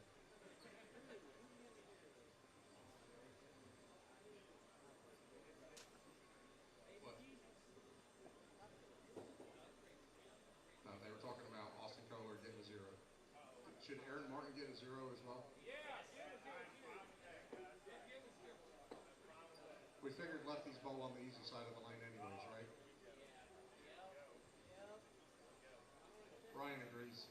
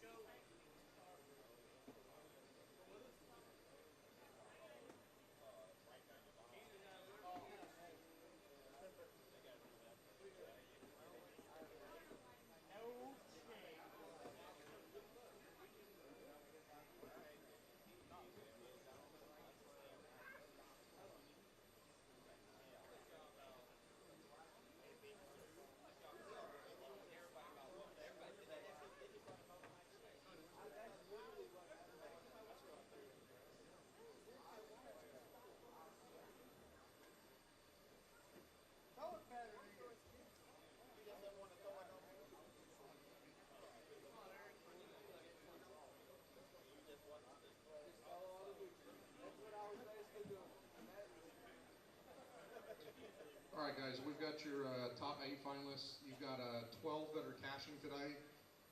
I guess Victor and Ryan not only wanted to drive together, they get to split their money for 12th place with plus 136. Plus 136 was your load of cash. Top 8 in order. Your number 1 seed is Josh Lewis with a 789. Second seed, Tony Lambert, 785. Third, Chris Corbin, 776. Fourth, AJ Rice, 775. Fifth, Jonathan Cubman, 771. Sixth, DJ Chaffin, 764. Seventh, Dylan Vaughn, 755. And your 8th and final seed is Daniel Dino at 754. Josh and Daniel, you'll be on 31 and 32. AJ and Jonathan Cummins on 27 and 28. Chris Corbin and DJ on 43 and 44. And Lambert and Dylan Vaughn on 39 and 40. You guys will get 2 balls of practice on each lane. This is 1 game single elimination. Highest game will advance to the next round. Everybody that cashed and did not make the top 8, Robbie Oakley in 9th, Aaron Martin in 10th, Justin Turner in 11th, and Victor and Ryan tied for 12th. I'll have your money at the desk.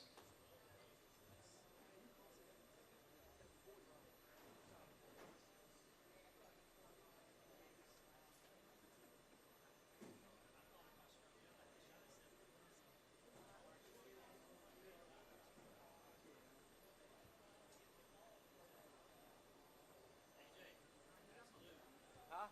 Absolute, yep.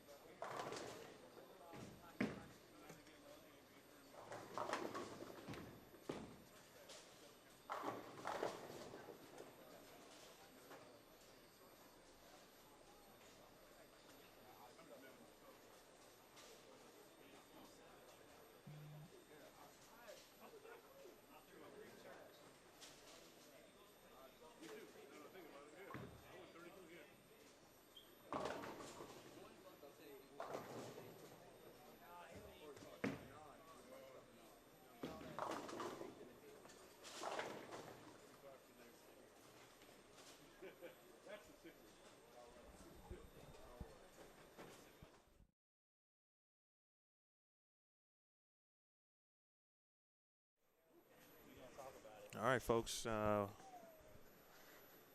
number. Yeah. Back to back.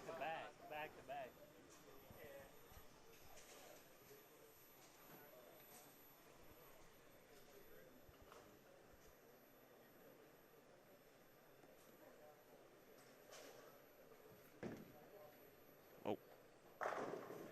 Good shot. As we start with Dylan Vaughn versus Tony Lambert.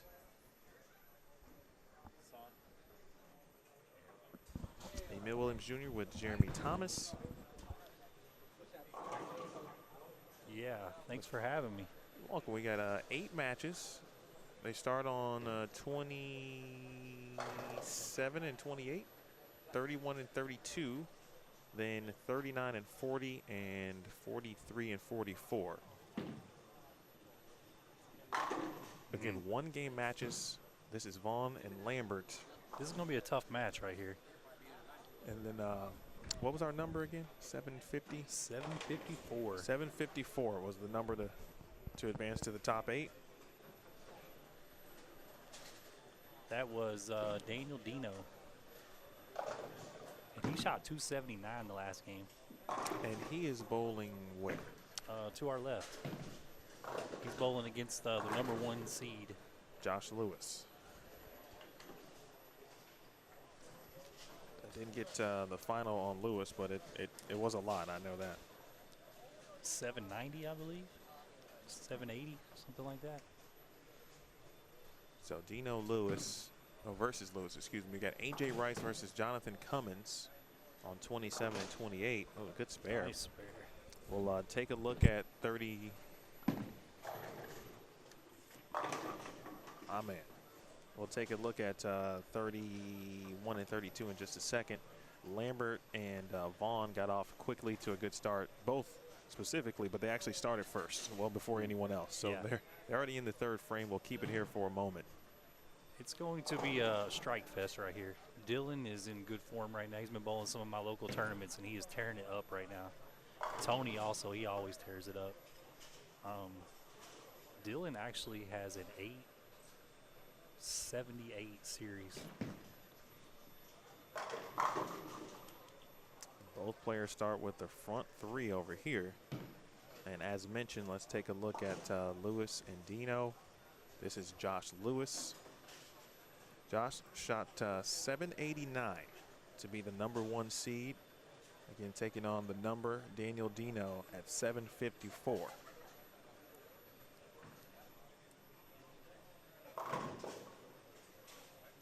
A 4-pin there for Josh. Back over to Dylan Vaughn, looking for 4 in a row. Man, and both he and Tony have been, Yes. they've all thrown no doubters. They've just Yeah. been no doubt strikes thrown on 39 and 40 to start. The other match on the end is DJ versus Chris Corbin. Looks like spare open versus spare in that match. Daniel, it was, I think it was just answered for you as we get back to Tony Lambert. Both players with 4 in a row. The lane skip was a 1 pair to the right. 1 pair to the right during qualifying. The round of 8 matches, 1-game matches. Winners advance. Semifinals, 1-game matches. Winners advance to the finals, where it is best 2 out of 3.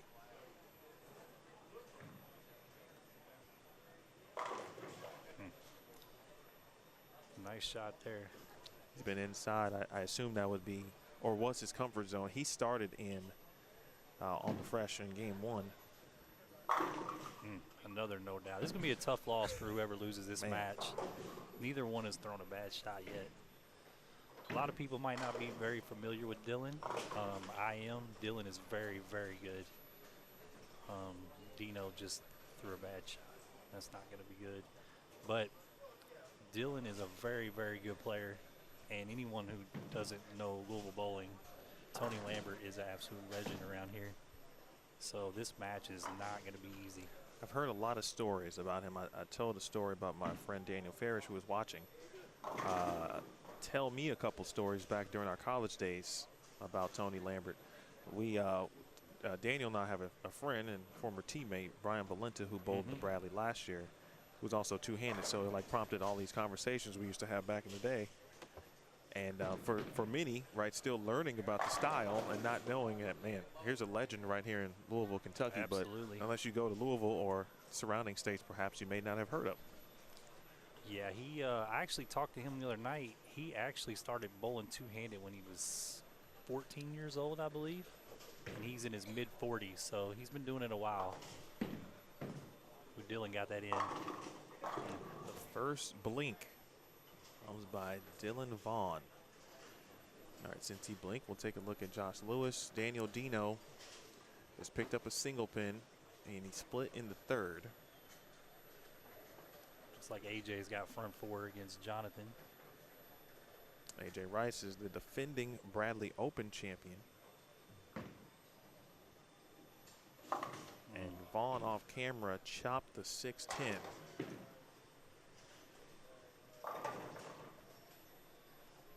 So that will bring up Tony Lambert here.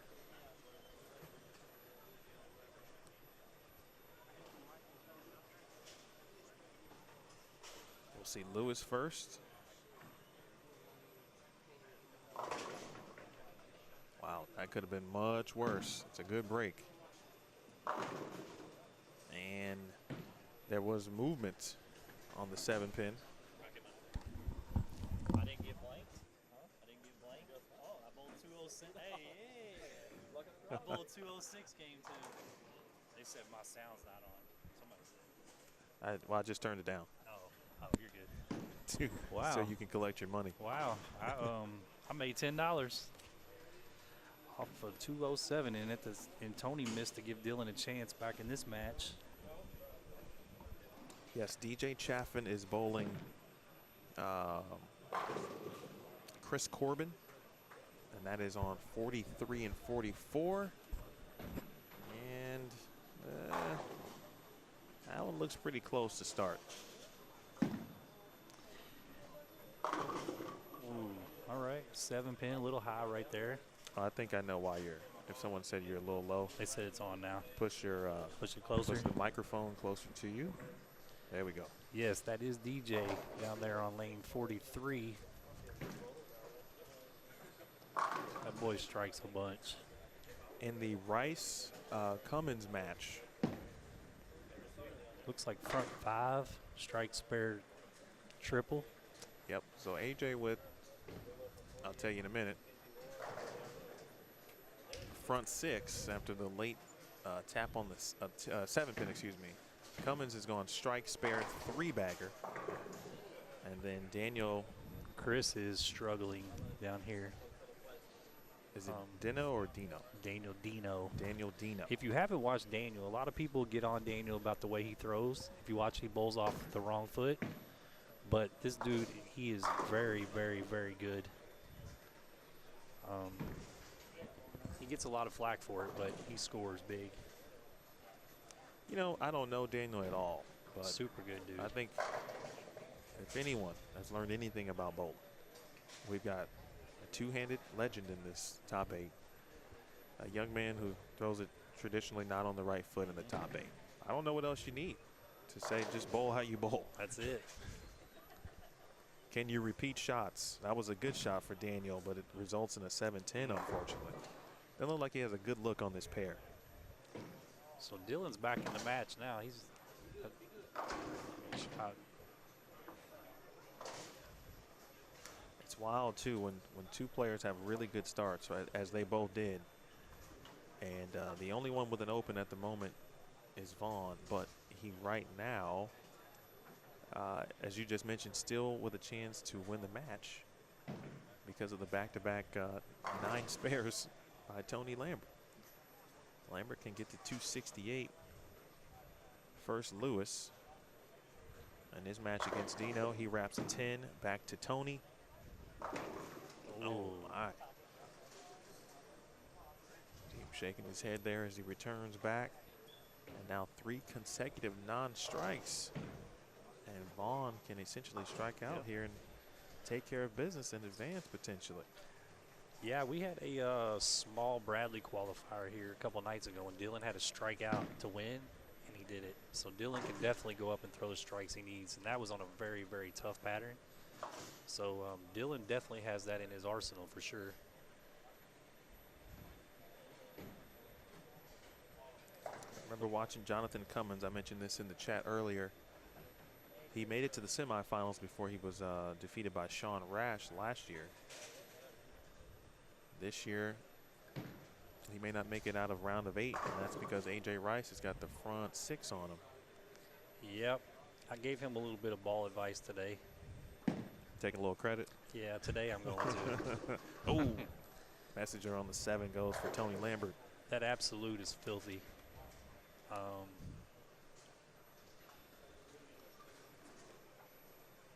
Looks like Barn Disaster DJ is going to move on.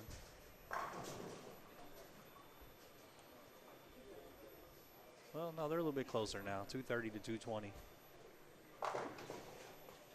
Josh Lewis cannot get the 10 pin to fall. Wow, that match got interesting quick, huh? It did, and Lewis he's had command of the pocket. He just can't carry. He does have one open. All right, Dylan stepping up. Big shot here. Had to have it. Dylan definitely has what it takes to throw the big shot. I've seen it. So he can step up and shut him out, right? Needs a double. Yeah. Dylan's a very good dude. If anyone doesn't know him, he's a local bowler here, but he has an 878 at Kimball when he was about 4 years ago. When he just started bowling. So he's still new to bowling. Is that what you're saying? Relatively, yeah. Wow. I think he started his junior year of high school, and I think he's probably in his mid-20s, so 6-7 years maybe. Must strike for a shutout potentially. Oh, good shot. Good shot. 10 pin does not cooperate. And now, of course, ball in hand for Tony Lambert. But Tony will need to, barring, of course, the spare here from Dylan and good count. Count will actually be important here as well. Strike 9 could be a tie possibly.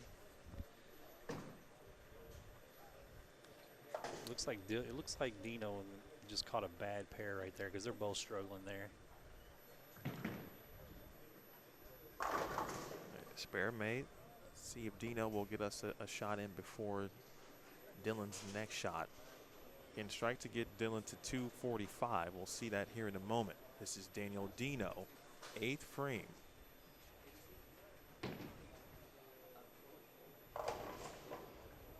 The 10 pin will just not cooperate. Boy, both of those players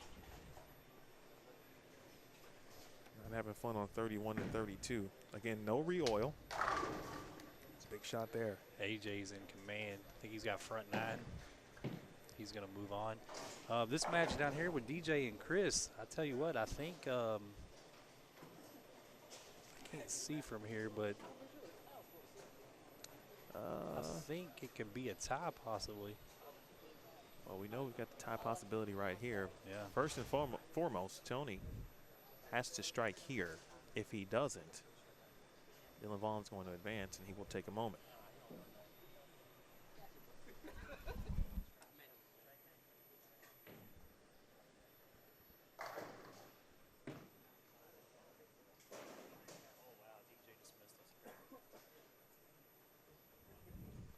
That could be costly.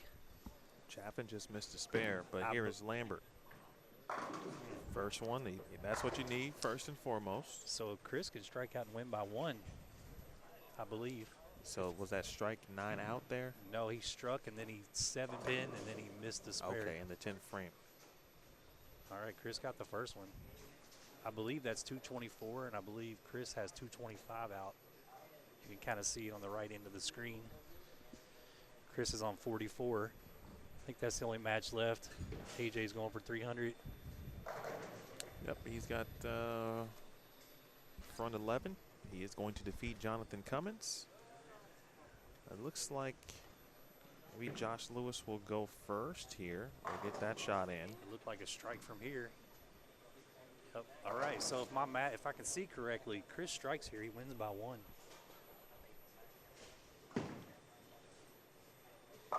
Oh, wow. Wow. So, Wow. wow. Just Dylan, like that. Just like that. Strike to win, 9 spare to tie, and anything less than that, that's an L now for Tony Lambert, and Dylan Vaughn's going to advance. Wow. That's why the fill shot was very important for Dylan Vaughn there to strike. So the biggest shot of Chris today is right now. 9 tie, 10 wins. Wow. So 245, I'm sorry, 245, 244. Top or number 2 seed falls. Looks like Corbin defeats Chafin 225 to 224, and DJ missed a 7-pin in the 10th.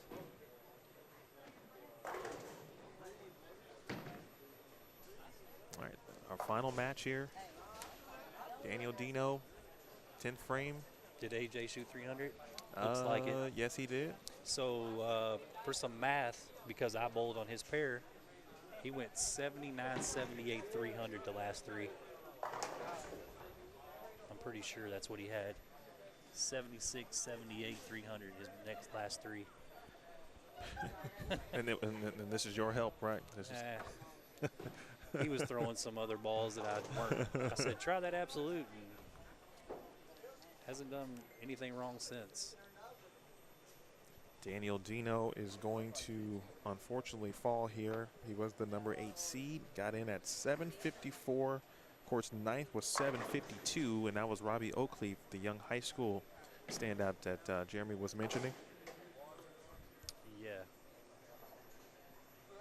Next semifinal will be on 37 and 38. And then we'll have another on 33 and 34.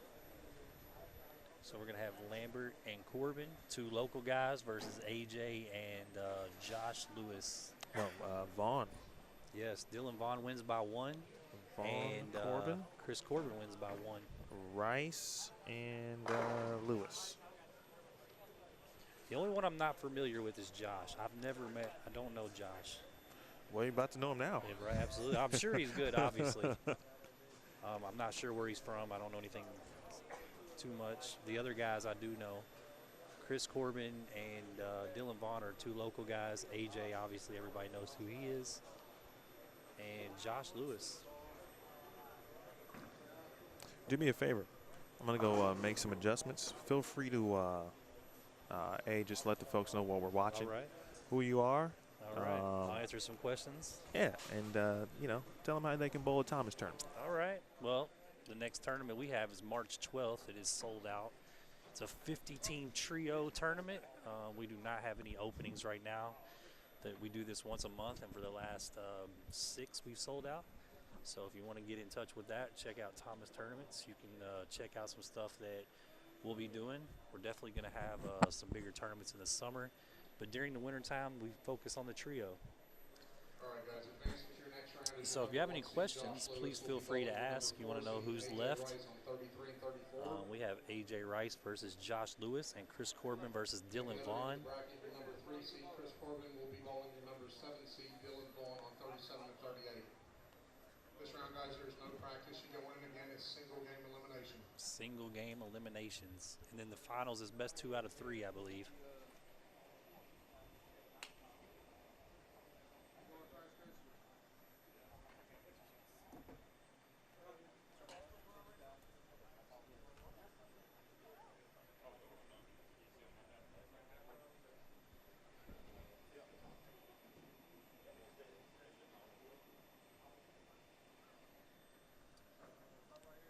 We're going right into the matches. I do not believe they get any practice. So Chris Corbin is going to start on lane 37.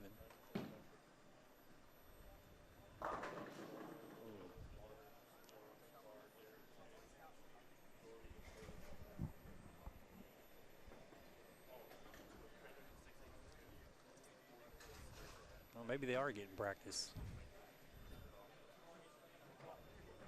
I thought he said no practice, I believe.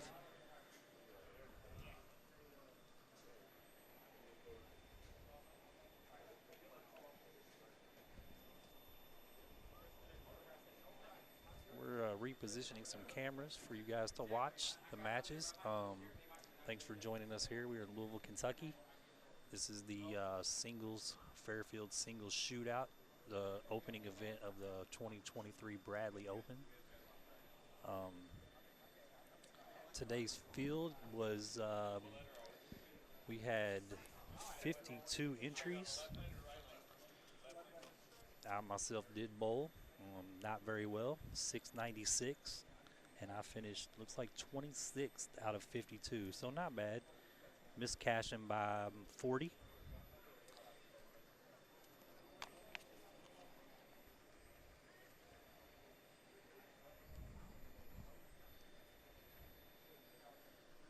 No practice, right? So Chris started with a strike. It's not up there, but I think he's going to fix it.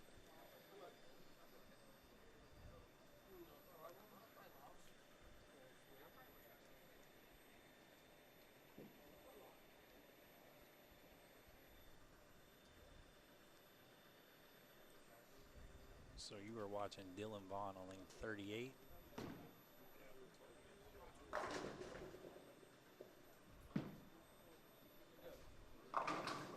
So that match starts out even.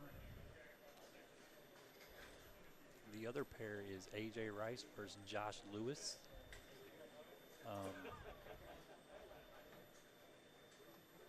AJ started with a 7-pin. All right.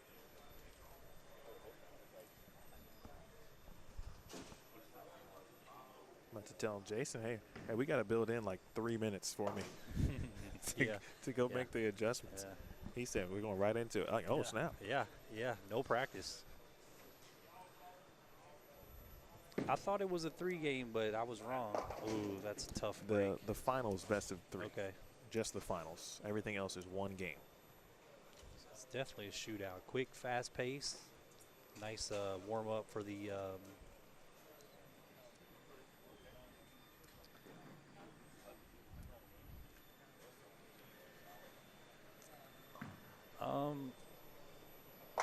strike by Josh. Currently, I do not run tournaments on Saturdays, mainly because the lineage is very, very expensive on Saturdays, and it just kills the prize fund. So Sundays is a slower day, so it's definitely the day to do tournaments.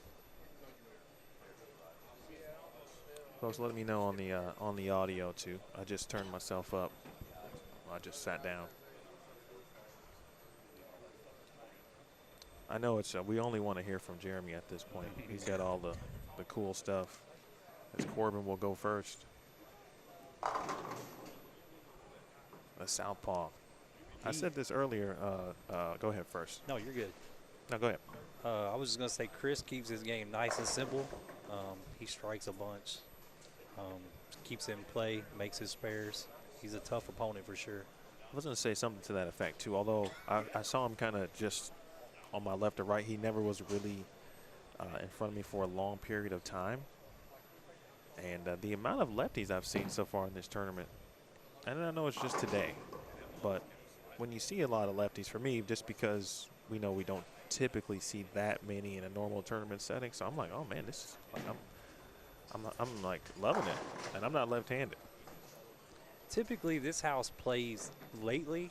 It's not been very good for lefties, to be honest with you. A lot of them are struggling. I'm not sure what's going on, but like even AJ was struggling early.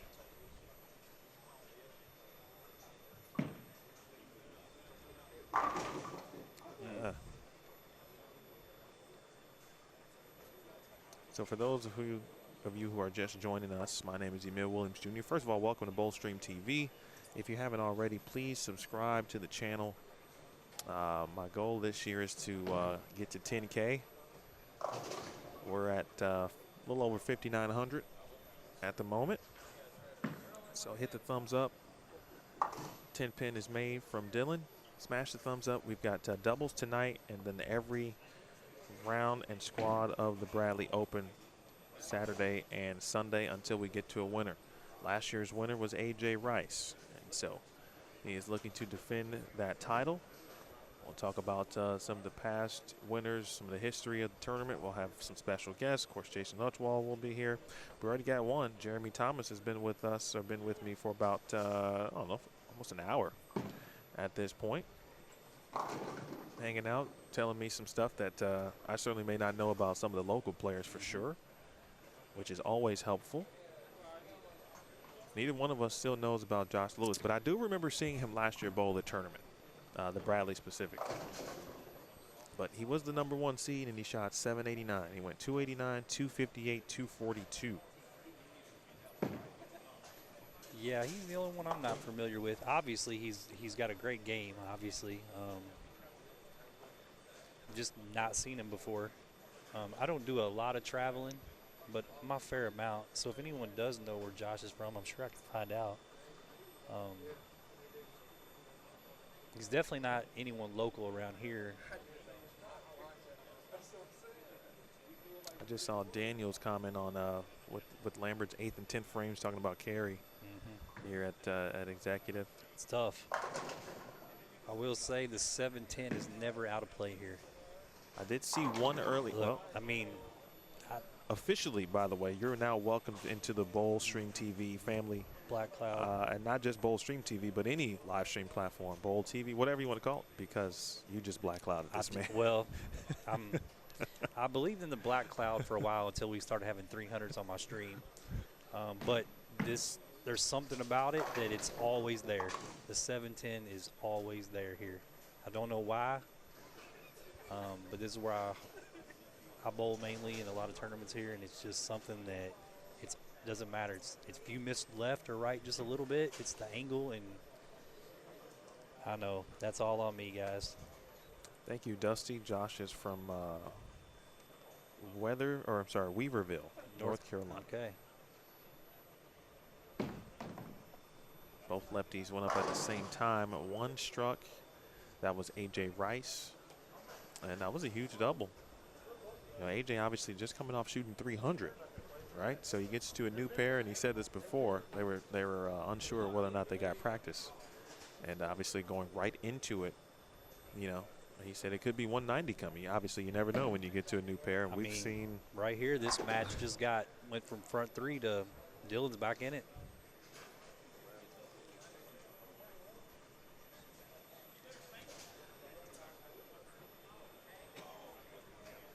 Lewis with the front four. He is only moved left on the approach, and he started around 4th arrow when we began this tournament way back in game 1.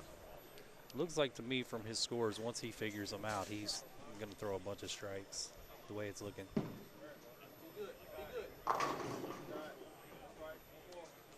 Really good shot there from Dylan Vaughn. Kind of points at that at lane 37. Knows what he has to do on that lane. Daniel was mentioning, or you mentioned first, Robbie's, what was it, Player of the Year, I think Robbie it was. Oakley? Robbie Oakley. I believe he was the Kentucky State High School Player of the Year, I believe. I think Daniel confirmed that in the chat. Oh, wow, that's going to give AJ back in the game. But if you're telling me that Dylan is only, let's just say, 5 years worth of bowling. He started, I'm pretty sure he started his junior year of high school. And also he took about a 2-year break away. I think he just quit, and I told him, I said, you need to get back out there. You throw it way too good. And then this is his comeback right here. He's been bowling for about a year and a half strong again, and he's making some noise for sure.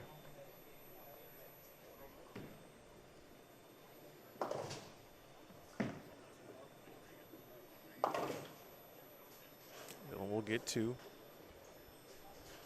We saw the spare from, or I'm sorry, the count also for Josh Lewis. So the first open for Lewis. See if A.J. Rice can take advantage. He's going to step up and go first. Chris Corbin will be up next on 38. So they're going to go at the same time. Two lefties. Ooh, both of them. Ooh, Chris got the late 7 out.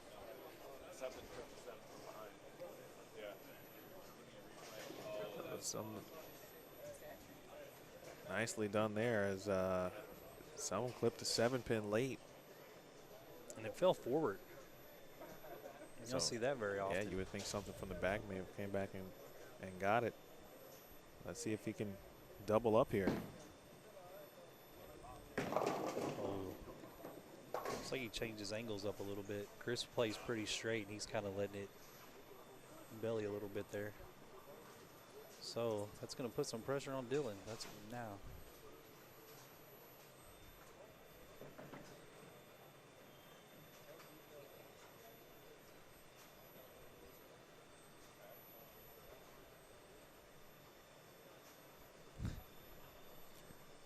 I'm usually pretty good at timing up shots and where to go, but Wow. everyone's kind of going at the same time. Yeah. Meanwhile, the struck on for Vaughn, and then, boy, just brutal break here. 2, 4, 7, 10. The pair-to-pair transition here, it's tough. I think today with the 2 on a pair helped, but like tonight when there's 4 or 5 teams on a pair, I think they're going to get, the scores are going to come down. You can get locked in for 3 games, but when the transition here can get tough. Man. He didn't miss left that time. Much better shot, but no carry on the 7 again. This is Lewis. I think he may have moved a little more. He just pretty much needs to stay clean at this point. League last week, Dylan went back-to-back front 9, front 10, according to Daniel Farish. Well, yeah, he strikes a bunch. And I'm getting killed for the black cloud right now. So if Chris wins, it takes it away a little bit. I've just seen it too many times here. The 7-10 is just there. Another one for Lewis. Beautiful strike there for Chris. Again, Corbin entered as the number 3 seed, 266, 231, 279, 776. Again, the number 3 seed. Here in the Fairchild Singles Shootout tournament in the name of Mike Fairchild, former Bradley Open champion and good friend to many, including Jason Utchwald.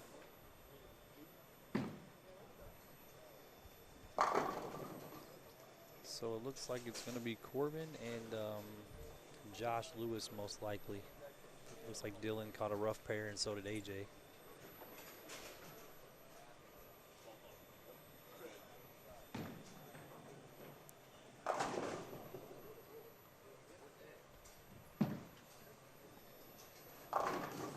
So I'm going to do my best to stay off the live stream pair for the Bradley tomorrow. Last year I bowled a 147 and I still made the cut. Well, you can't be upset about that. I made it to Sunday. So that was my highlight.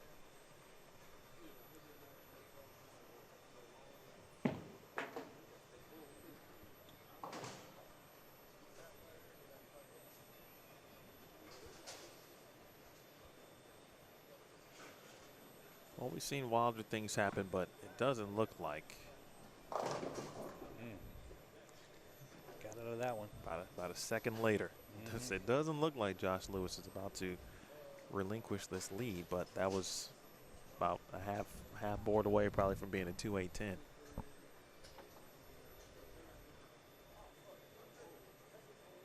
Back to Dylan. His 10th frame. You saw that one just peel as it got to the spot down lane. This is what, games 5 basically now on this pair? Yeah. Or these pairs? Well, typically the house pattern here doesn't have that much hook in the middle, but I noticed like when I was bowling earlier, if you miss inside of 10, it just goes left,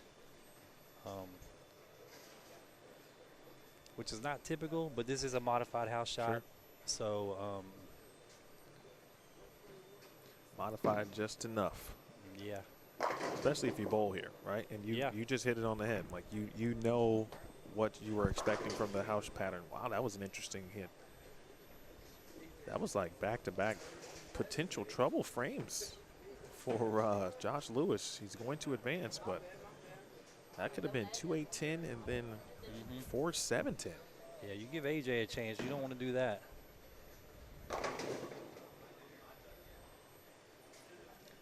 I would say he's probably disappointed he didn't win, obviously, but after his first game and the ball change he made to make it to this far, he's probably going to look back and he had 220 game one. Yeah, 221. And to get to 750. 276, 278.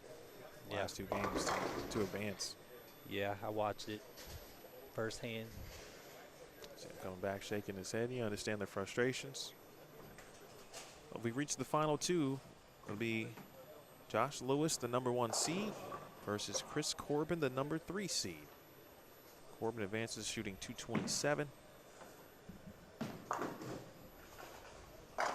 AJ did strike there.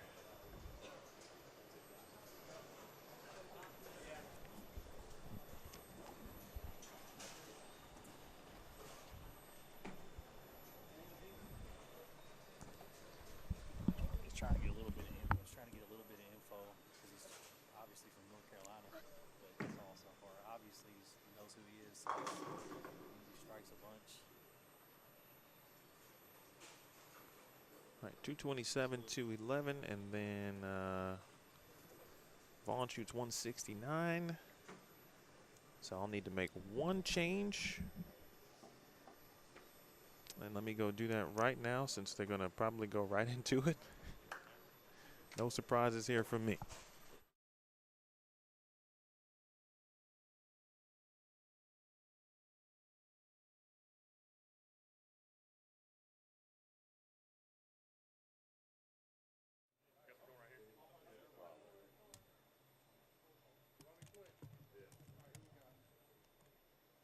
That look good? Yeah, that just needs to get tilted up a little bit. Up a little bit. Thank you.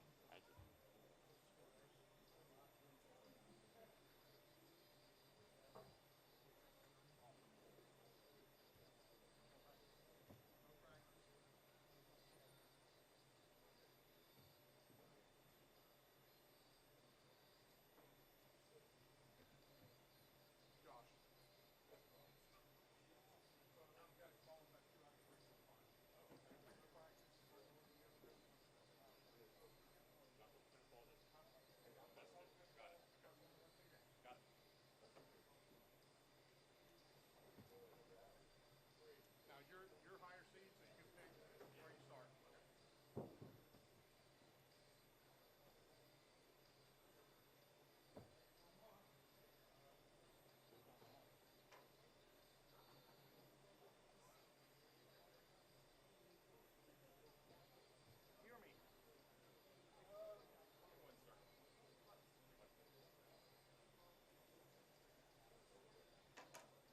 Okay, guys, advancing to your final is your #1 seed, Josh Lewis, will be bowling your #3 seed, Chris Corbin.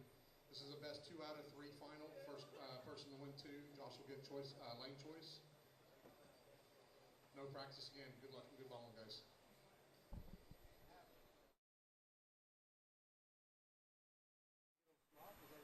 All right, we're ready. No practice. 30.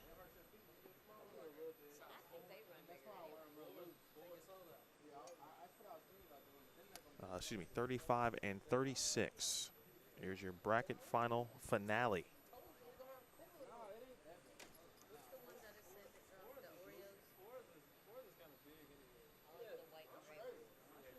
Hello to all watching. I appreciate you tuning in. Again, my name is Emil Williams Jr.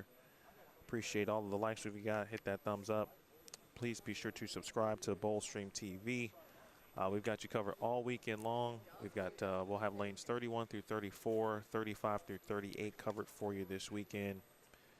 I've got Jeremy Thomas hanging out with me as we finish up the finals of the Fairchild Singles Shootout.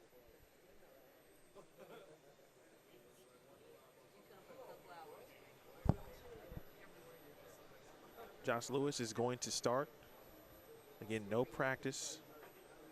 How do you feel about that? Just from a bowler's perspective. Well, am I on? Yes. I love that you asked that, by the way. Well, you're the only person in the world who asked. So typically, I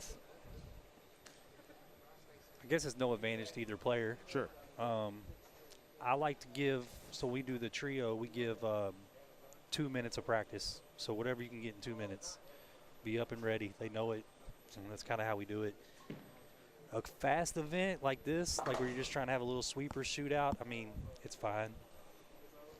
2 out of 3 games, I think they both are going to figure it out. But I think maybe a ball or 2 on each lane. But either way, they both have the same, guess. There is no advantage. I would say someone that plays a little bit straighter like myself or Chris, we probably have a little bit of advantage because we can see our miss. Like he's going to go up and throw a blind shot, and it could go left, it could go right, or it could be perfect. So I would say advantage to a straighter player. But I believe the prize payout, $1,250 to the winner. Not too bad for a 50-player field. Second place, I believe he said, is $880. So either way, it's a good start to the weekend. Yeah, I'll take that. Who was the defending singles champion last year? Sean Rash won Sean last Rash. year. He did not bowl. No. It's curious. I don't know how many of the guys are going to make it in this weekend. We'll find out tonight. It's a long drive. Looks like that might be a TNT going down the lane right there, if I saw that ball correct. I'll try to get another look at it.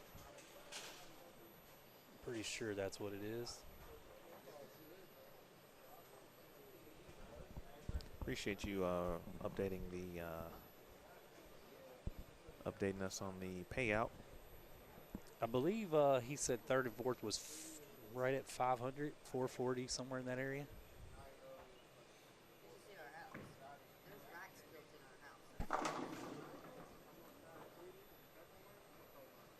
Is it best 2 out of 3 or total?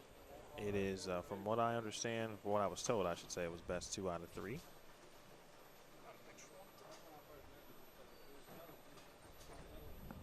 What's up? No, but you can take this one if he doesn't. All right. Hold on, All right, guys, I'm going to step out. I'm going to let Jason step in, and if he's done, I'll come back. And if not, enjoy and thank Jason for running a great tournament today. It's a lot of hard work, believe me. So we'll talk to you tomorrow, right? Yes, sir. Okay. I'll be here. I'll be here tonight, too. My man. He's bowling tonight. That is Jeremy Thomas. Appreciate him.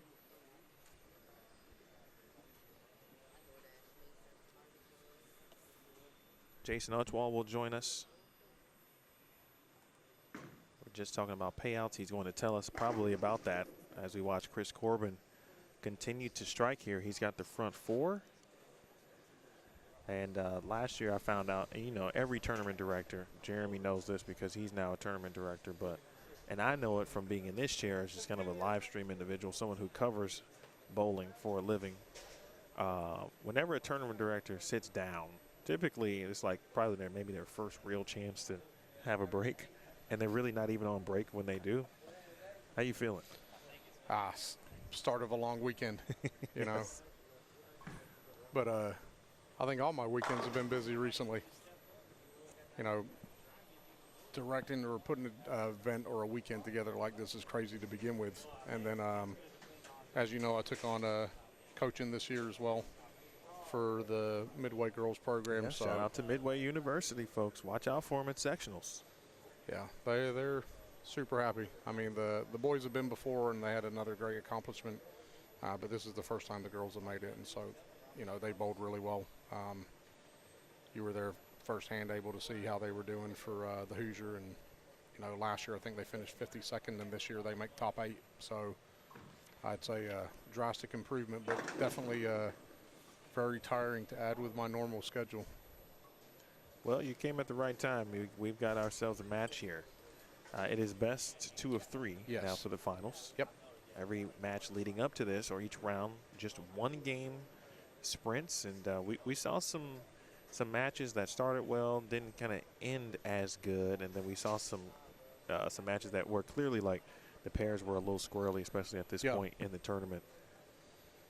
Yeah, I mean, they're obviously going to play a little bit different. Bowling the 3 games of qualifying, and depending on who's on your pair and what you're crossing, and, you know, loads of people don't like the terminology modified house, but for me it's just a softer pattern that's score conducive. I mean, that's what today and tonight are aimed for, to put out good paying events while still being able to see the ball ripple a little bit before it does not tomorrow. I know you're going to join me at some point tomorrow, right? Yeah. So I'm going to save my Bradley specific questions for then. I was just talking to the chat a couple of I don't know, a game ago or so, but I had some thoughts early on about, you know, the pattern itself and, you know, how it kind of came to be and all that. But save the answers for tomorrow. I will. Corbin, after the open in the 5th, gets right back on it. Yeah. And we've got ourselves a good one here. Josh Lewis has proven to be not only good from the start, he shot 289 in game 1 on this pair. Not front 11-9 spare, or front 10-9 spare, excuse me. He went spare 10 bagger, 9 count. And then proceeded to shoot 258, 242 for 789, just 4 pins in front of Tony Lambert. And Tony had a rough out against Dylan Vaughn. Yeah. I think it was 1 or 2 pins, wasn't it? Yep. And, he needed 9 to guarantee a tie, 9 spare. Strike would have guaranteed him certainly the win, which is what you were looking for there. He got left a fast 8. Yeah. I mean, there's a lot of close ones, though. I mean, Chris had it close that first round, too, 225 to 224. When this particular shootout was designed, how many years now has this been a part of the Bradley weekend? 4. I want to say 4. You know, if I throw it back originally to Eastland, when we had the Bradley there, you know, the whole event originated in Lexington. You know, it started with a group of high-end local guys that participated, and then they started coming from other areas, and, you know, the event's gone for 40 plus years. But as I got involved with it 10 plus years ago, heck, maybe even 15 years ago now, you know, they always ran a single sweeper in the evening. It was double squatted. And for me, the participation just significantly dropped off. And I'd gone to the owner, which was Danny Collins, and, you know, told him that I wanted to make a change and do doubles in the evening. And, you know, Danny saw a decent turnout for both the squads we had. I think it was like 120 total people. And I'm like, look, we can do so much better with the doubles. And I know this is a long way to the answer of the singles event. It's all good. We got one more game now. But that's where the doubles conceptualized from. But then as I got it here, there was a lot of guys that were just turning up during the day. And it was really the person I remember the most pitching it to me was Kurt Pelon. And Kurt's like, look, Jason, we're in town early, and there's, you know. And I'm like, all right, well, we'll just throw it out there and see what happens. And, you know, originally it was just a single shootout, and then we renamed it the Fairchild Singles Shootout because, like I said at the beginning, I consider Mike Fairchild a friend of mine. You know, he unfortunately passed away suddenly from an aneurysm. That's why I named the event after him. I made sure to check with his sister Melanie to make sure that was fine. She was happy for that. And then we take some of the money from each entry and donate it to aneurysm research. I saw that on the forum. Another good shot there for Josh Lewis. It's getting just back and forth from a striking perspective, and really who might miss. That's really been the only question so far. Yeah. 3-1 again. This is best out of 3. So you need 2 to win. Not total pinfall, but we'd still kind of be even in that regard the way these two players have started out. I mean, like this is literally minus the open in the first frame. Yeah. But this is Josh Lewis's game 1. This is how it went. Yeah. Right on this pair. I don't know if he was throwing this ball. It kind of looks familiar now that I say that. I think he was, now that I take a quick peek. Now 2 pin. That gives the advantage back to Chris. But in a sprint like this, you do want to certainly get out and take game one. Oh, yeah. I mean, you by far got the advantage there. You know, you then know you have to lose 2 games straight instead of the other person looking on the other side saying that they only need to lose 1 more to be out. You know, but again, today's been I think a decent turnout.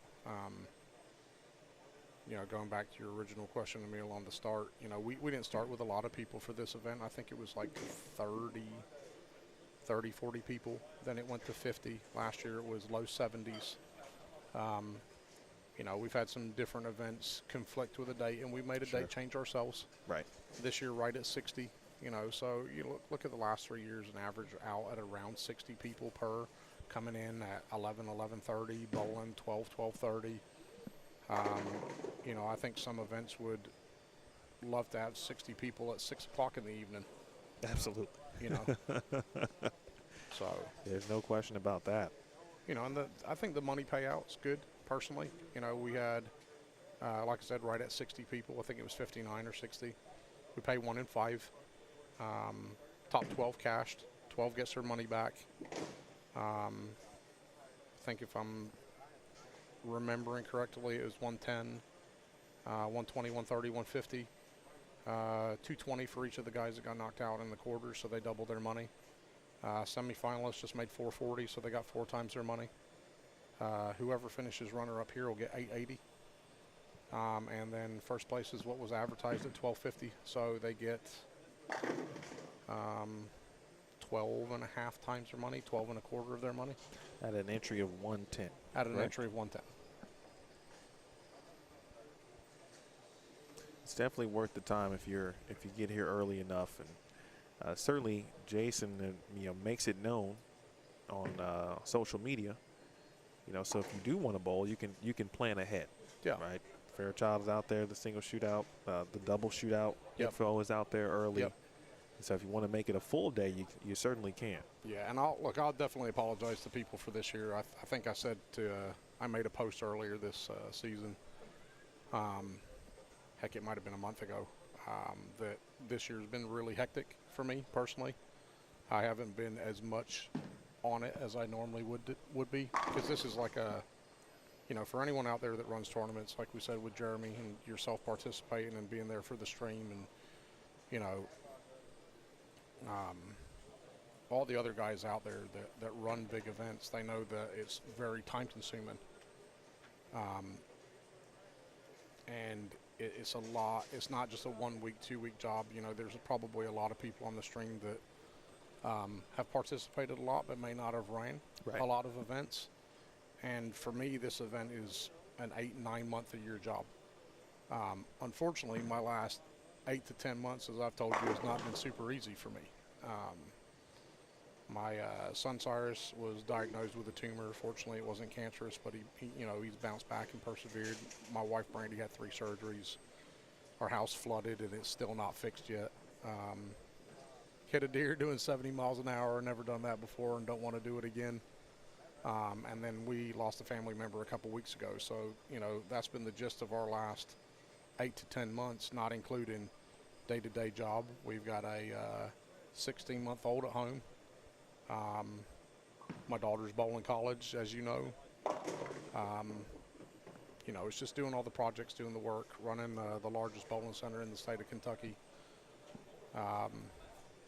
and all the other extra stuff. So, and the fact that you can even still like put this on, honestly, this year, based on how the last really calendar year has gone for you and the family, is incredible nonetheless. So we thank you. Daniel just gave you a thank you for that as well, for everything really that you do. Yeah, I appreciate it. I really do. We saw Corbin get to 232. The first strike wrapped up this game, and then we saw Josh make a ball change to see something here in these next couple of shots. Well, can the carry continue, really? Not only for both players, but obviously Chris is going to need just a little bit extra this game to stay alive. Lewis shoots 248. Yeah, I think scores have been pretty ridiculous today. You know, I think the low to cash was 736. pretty sure. And that was a tie in the end. Ironically, it was Victor and Ryan driving together, so they get to split their 12th place money. Shot. But yeah, there's just been some crazy scores. I mean, AJ ran over 300 in the first game, and Jonathan Cummins was bowling great. He shot 236. He arguably would have won a couple of the other matches had he bowled anybody else. Yeah, that was just a situation, right, where you just, you know, the opponent is the opponent. Yep. For that particular match. Yeah. Well, at least that's for him. And this is just me watching Jonathan bowl. That's last year was a semifinal appearance. This year, round of 8. Get some money both Fridays. Last couple of years, I don't know obviously if he bowled 2021 or 2020. I think didn't Jonathan made the final last year? No, he lost to Sean in the final. In the semifinal. In the semis? Yeah, Sean bowled Jacob Woodruff in the finals. He did. Forgetting my own stuff. No, it's okay. I actually had to go scroll through my Bowlstream TV posts just to make sure, because I remember the Jonathan Cummins match specifically for some reason, because I really thought Jonathan Cummins had a chance to win. Yeah. The way he was bowling, and then I remember Sean winning, and then I saw Sean and Jacob, and with Sean getting the dub. Couple early strikes from each player. Can Josh Lewis double? He can. When we started today, Josh, who is kind of recording himself for later viewing, said, you know, hey, make sure to say some cool stuff, right? And then I said, well, what's your name? And he said, no, I don't want to tell you just in case it's not good. Not good. Well, I told him I'd figure out a way to say something good about Josh Lewis, and well, he's done all the work. Yeah, I mean, he had a tight first match. You know, not tight in terms of where the score ended, but if you look at the 216 to 170, it could have gone either way. Then AJ the last match, and you know, AJ's just a machine for striking. I mean, he could open the first 2 frames and go out the next 20, 30 in a row without a problem. So got through that and grinded that out and took game 1 here, and they're both just striking. This is, as you might anticipate, might come down to the final couple frames, which at this point it should. I think Chris Corbin trying to push it to a game 3 after falling 248 to 232 to the number 1 seed Josh Lewis, who right now has the upper hand, but 1 lefty, 1 righty. Josh looks comfortable. Chris looks comfortable.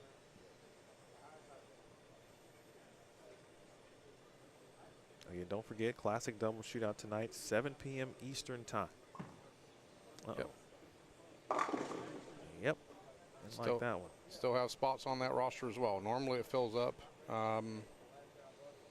You know, we've had a couple people jump in and jump out, so that's not a completely updated roster. We've got a couple of TBDs on the list that have added their partners in. And my brief stop in between the final here, I had like 20 text messages to answer, so you know, it's just adding more names on the list there. I'm sure that there'll be walk-ins, there always are each year, you know, that aren't on there, so I'd anticipate that list ends up 85-ish, 90 like it normally does, you know, and that's another good event. They'll excuse me, bowl pretty late, but the payout's $2,500 for first place, you know, and again, that's based on our entries, so we went up a little bit last year on that. We'll see where that final number finishes up at. Again, guaranteed $1,250 here for singles. Good break.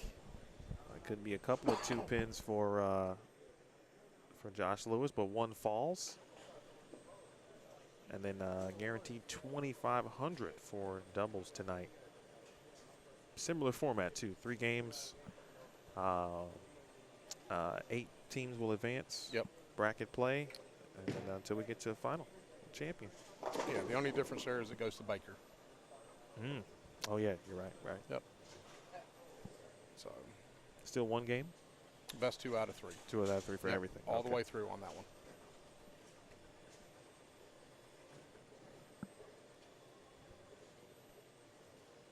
Dusty, I saw that Jonathan Cummins and Jeremy Ciccone, I believe, perhaps that's how you pronounce that. Duo tonight should be very strong. I'll be looking out for that, Dusty. Thank you. 5 in a row. Or Corbin again trying to remain alive here. And pocket 1250.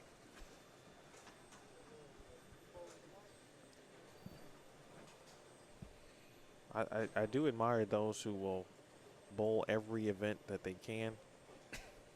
Just from a, stamina, fatigue, all that stuff. Yeah, I mean, if they bowl all 3 events this weekend and they make a run, like Josh and like Chris are right now, I mean, it's a heck of a lot of games. I mean, you're bowling 3, plus you're bowling quarterfinal, semifinal, final, another 3 there. So these 2 are bowling 6.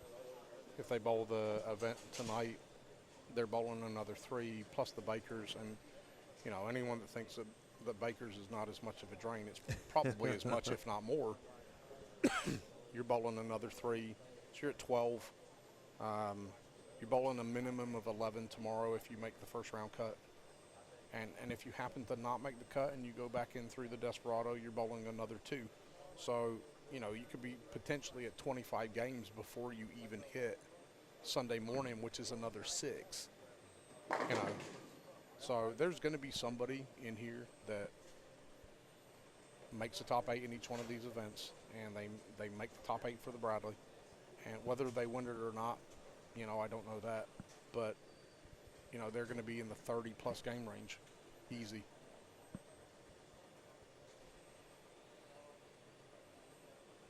Ten-pin attempt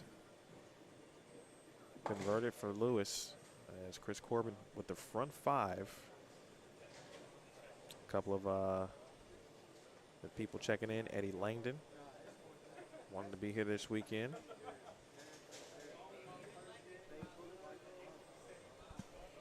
Mickey Coffee. That's a cool name. Can we make it 6? We can. I think that was a ball change, I believe, for Chris Corbin. So right now, I mean, Chris looks, I think it's just anything that will prevent him from not striking would be carry and or maybe just a non-executed or not a well-executed shot. Right. Outside of that, he's looking pretty good here. Yeah, I agree. Just like that one. And as you call it, a little bit of a weak 10 there. Mickey says another good tourney hosted by Jason. Thank you very much. We're just getting started. Appreciate that, Mickey. I think Mickey's bowling tonight and tomorrow. Last year, first year being kind of at the helm from the stream perspective, I didn't know what to expect. I heard a lot of things, heard a lot of cool stories. Some, they're all cool, but some of them are a bit more, what's the right way? Like if you were to look at it from a temperature perspective, right? It was like 70 degrees yesterday was when I got here. It was all nice and cool and everything was great. And then some stories I've heard about competition, of course, on the Bradley pattern. Yeah. You may be looking at 110, 115 degrees, not very comfortable. Yeah. You need to find some AC somewhere. And I was very much looking forward to that last year, and it did not disappoint. I'm looking forward to it tomorrow as well. Yeah, that pattern gets brutal for the people. 220 grit that I saw from some bowling balls last year as well. Yeah, I've seen people hit their bowling balls with some crazy stuff in this event, whether it's here at Executive or Eastland when I started. I saw people hitting their ball with roof shingles before, anything they could do to sandblast their stuff,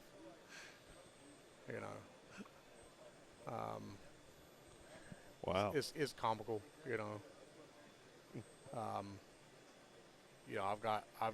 myself personally, I've got the utmost respect for everyone that goes out and grinds it out on this pattern. I put in the time to help design the shot. Excuse me.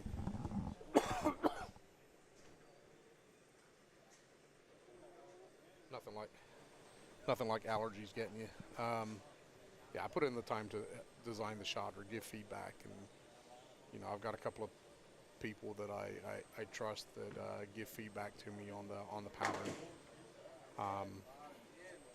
You know, and even though I can see the pattern and how I would perceive it plays, it doesn't always do that. I think people always come in with a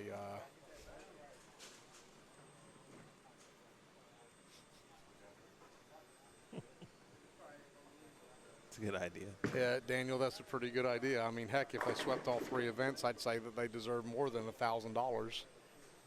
You know.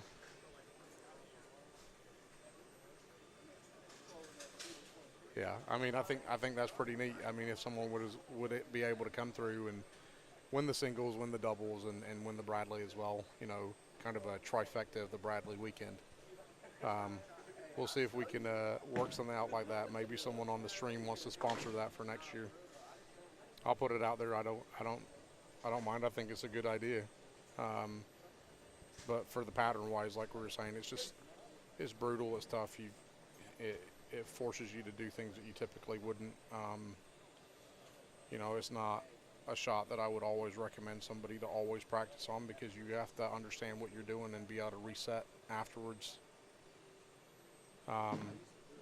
But you know, I've watched some literally amazing performances over the last couple of years. To see people finish that event off, you know, whether it was Andrew Anderson a couple of years ago. I mean, he was literally throwing off of his toe, you know, and that's not something that Andrew typically needs to do. Kim Ballaby's had some amazing performances, you know, back-to-back finals. Brandon Novak at Eastland won back-to-back years. I mean, people just don't do that often. So to have that type of consistency, really. AJ last year, you know, can't say enough about AJ. He's an amazing player. But something like that and high volume wise, I don't think people may have automatically picked him, but he bowled amazing through qualifying into Sunday, got into a great spot, and just, you know, you wouldn't have bet against him as soon as he made that top 8. His versatility, I think, is very underrated. Yeah, I agree. Well, Josh Lewis could make it potentially interesting here, and now not anymore. If he could have found a way to strike out in the 10th, I would have got him to 238. Mm-hmm. Instead here, cover the 10 and strike for 218. Would have forced a mark from Chris Corbin in the 10th frame. Instead, now Chris just needs to keep it on the lane. So we're going to game 3. Yep. Be 1-1. Lewis got out in front, 248, 232 over Chris Corbin. Chris Corbin will take game 2 here over Josh Lewis, the 1 seed versus the 3 seed in Lewis and Corbin. See Josh kind of taking his time there. I think there's a moment where if he is going to probably try something on the fill, it was like, do I want to throw this ball or do I want to throw this ball?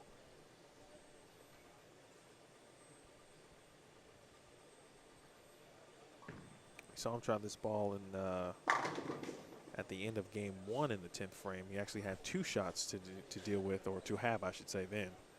He had that match locked up after striking the first shot in the 10th. So while we got a little bit a little extra time, folks, feel free to just, you know, let us know where you're watching from. I know many of you are certainly local. We appreciate the support. I certainly do, for supporting Bowlstream TV and certainly supporting Jason Utchwald. My goal is to continue to do whatever I can to help ensure that the tournament not only, you know, continues, but if there's possibility for growth, I'm all about it. So. Yeah, we appreciate that. I mean, I haven't said enough about the sponsors as well. You know, they continue to help make the event happen. Not only sustained, but like you said, growing as well. You know, fortunately, we've seen growth a vast majority of the years that we've ran the event, and a lot of new participants on a regular basis. So, you know, Todd Molbeck and his team from H5G sponsor this event. They've been super helpful all the time. They continue to support, you know, and I can't thank them enough for everything that they do, not only for this event, but for the weekend.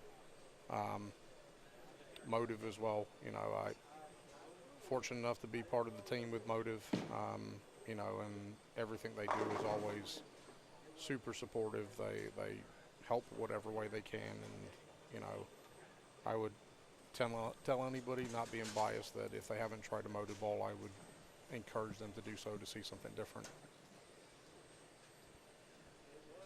Nice game by Chris Corbin, 267, followed up by, or after 232. We'll see if Lewis will make the ball change. I think he is. I think it's a 900 Global Eternity. Not 100% sure, but I believe so. Saw Chris Corbin also toss that rock in the 10th frame as well.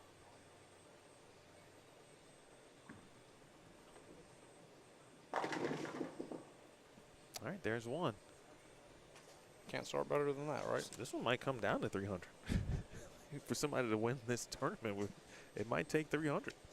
That'd be good viewing. What, 300 to, let's go, why not go 300, 300, and the 9th like and 10th that. frame roll off? What I was going to say, what's the tiebreaker situation? 9th and 10th. Okay. You heard it here first. Both players have made that ball change.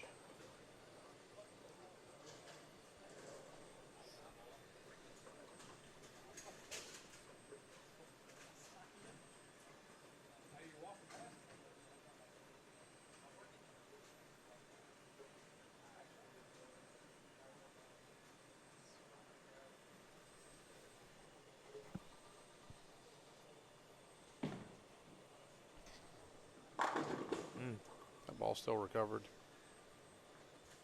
Probably a good sign of a good ball change. Both players throwing the same rock here. Emil Williams Jr. Jason Uchwald has joined us here, tournament director of the Bradley Open weekend. Talk about the staff a little bit. I know it, obviously it's not you. You're kind of always out in front, but no one does it alone in that sense. Oh, no, not at all. I try to, the team's honestly almost more important than what I do. You know, I've got a great team back there, whether it's Doug Aston helping today. My wife, Brandy Wright, does a lot of the background work with the names, making sure that everything's processed correctly, everyone's up to date, removing any duplicates so that all the rosters are trying to reflect properly. Justin Peach will be here later. He's been like wingman for me for the last 5+ years, you know, and then there's multiple other people that help out at different times, volunteers, and anyone else that really just stops in and helps. You know, I could have Deanna Carroll come in and help me, who helps me with helps run the derby with me as well. You know, it's just it's a team effort. You know, it allows me to work on things to benefit the bowlers, so I get to focus on the sponsorships, making sure that I've got in contact with Emil in enough time for the live stream. And man, you yeah, I mean, you literally like got it by about a few hours. Yeah. With the date change. Yeah. Yeah, and like I said, that just I probably still would have been. The team allows me to do that. You know what I mean? They get the grunt work, the hard work done in the back, and you know, the event's only successful and continues to be successful because we've got a good team and we try to put on a good product. You know, things aren't always perfect like in life, but we persevere through them.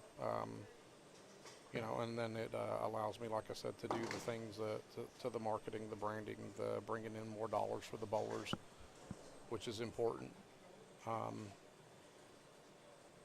And then making the tough calls as well. You know, if something is not correct in the event, or we have to do a roll-off, or someone is not doing something that they shouldn't be doing, then I get to take care of all that stuff. So a little bit of everything, and that's starting. That's what we're starting to see in this final match here.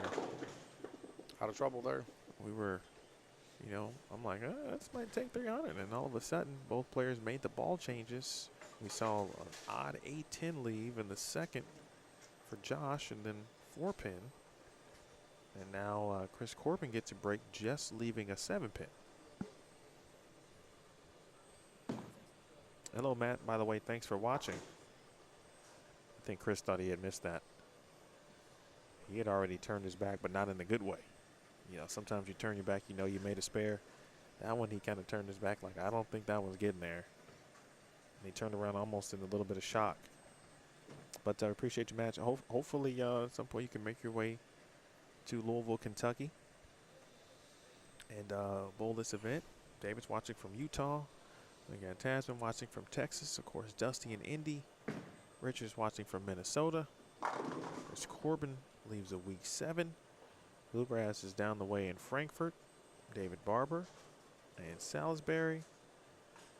So Taylor watching from Murfreesboro.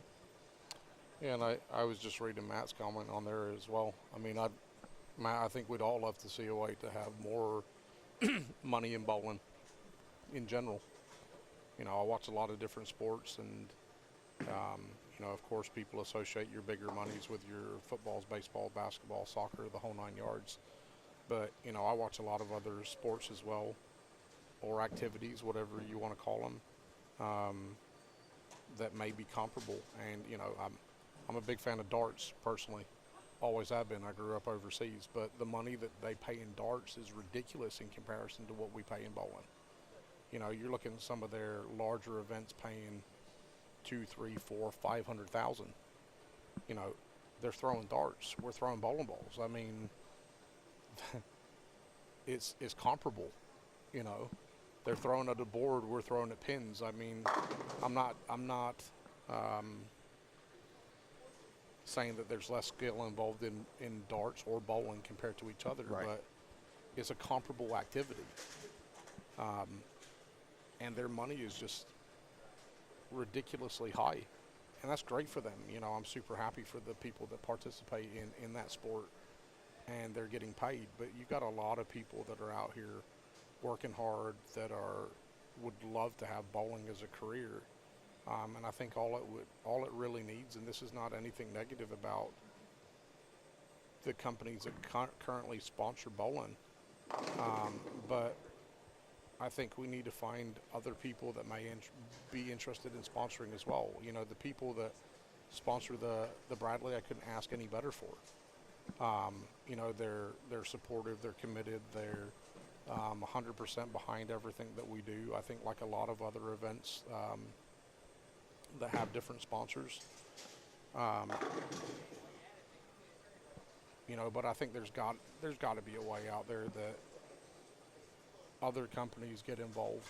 You know, you look at a lot of products that I think that bowlers actually use. I think a lot of other sports, and again, nothing derogatory to them, you know, they may advertise the product, but they may not ever use it.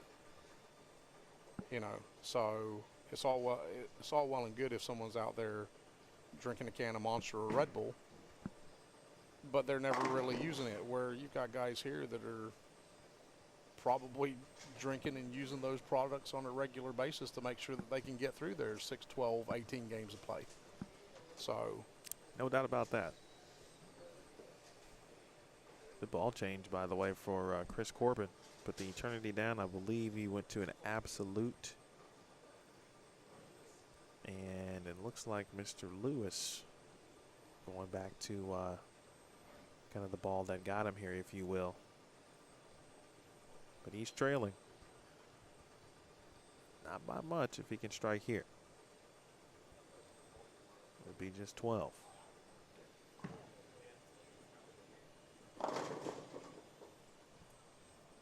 Just a bit outside on that one. Knew it when he let it go. It was going right quick. Yeah. Just hoping that he'd find some good carry. Probably good enough there just to leave a 10-pin. Thank you all for watching from varying places again across the country. The beauty of live streaming and the internet, of course, is essentially getting to virtually meet people and have conversations for about 3 days worth from varying places across the country.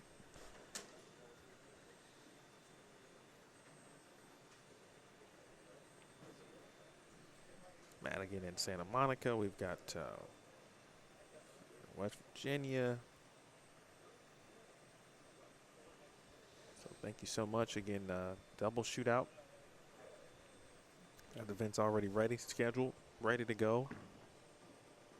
All right, he'll throw it on the left lane. So maybe one ball on each lane. Keeping up with the messages on the bottom, Matt. I don't know if I can agree with you in regards to much more participated. I don't know the analytics on that for darts in comparison to bowling. I just know, like I said, I watch a lot myself, and I watch what their prize funds are and their pools. And, you know, if hypothetically bowling is a vastly more participated sport and or viewed than darts, then that makes the comparison for us that much worse. You know, the funny thing is, and there's 3 in a row by Chris Corbin, I believe, and this could have changed, and I have no data whatsoever about darts. Right. But I know that bowling for, I feel like just years upon years was the world's largest participatory sport. Yeah, and that, again, that wouldn't surprise me at all. But what I was saying there, Emil, that just makes it worse. You know, if bowling is a vastly more participated sport than hypothetically darts is, yep, and that money is significantly larger on the higher end for them in comparison to us, then what are we missing? You know what I mean? I also read on there, is it Pugman said about some depictions on movies. I mean, I can see that as well. You know, I think most people have a stigmatism or a thought of bowling as it's a sport for people that are out of shape and just drinking a beer and throwing back fried food, and you know, they stereotype it. That's probably the best analogy. They try to stereotype people, and that's just not what our sport's about anymore. I mean, you've got some, you know, super fit, healthy individuals, and it's not what bowling has to be. I mean, I'm a firm believer in that bowling is probably the least discriminatory sport out there. I think you can be any height, weight, shape, sex, ethnicity, and bowl just as well as the next. But the depiction that they've put in the movies, I think you're correct. They've put a negative outlook on there on how it's depicted, and it's just not that.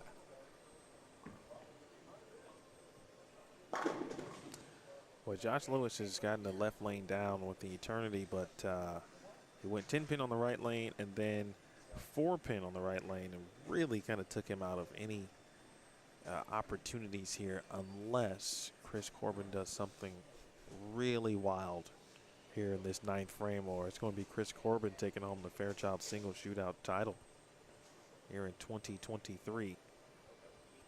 Josh Lewis essentially trying to go wire to wire. When you're the #1 seed. It's a great shot from Chris there. And there it is. Chris Corbin, who nearly lost the first round match. In fact, would have lost if DJ Chaffin had made a spare in the 10th frame. He got by with a 225 to 224 victory. Yeah. And then he went on to defeat Dylan Vaughn 233 to 169. That was on 37 and 38.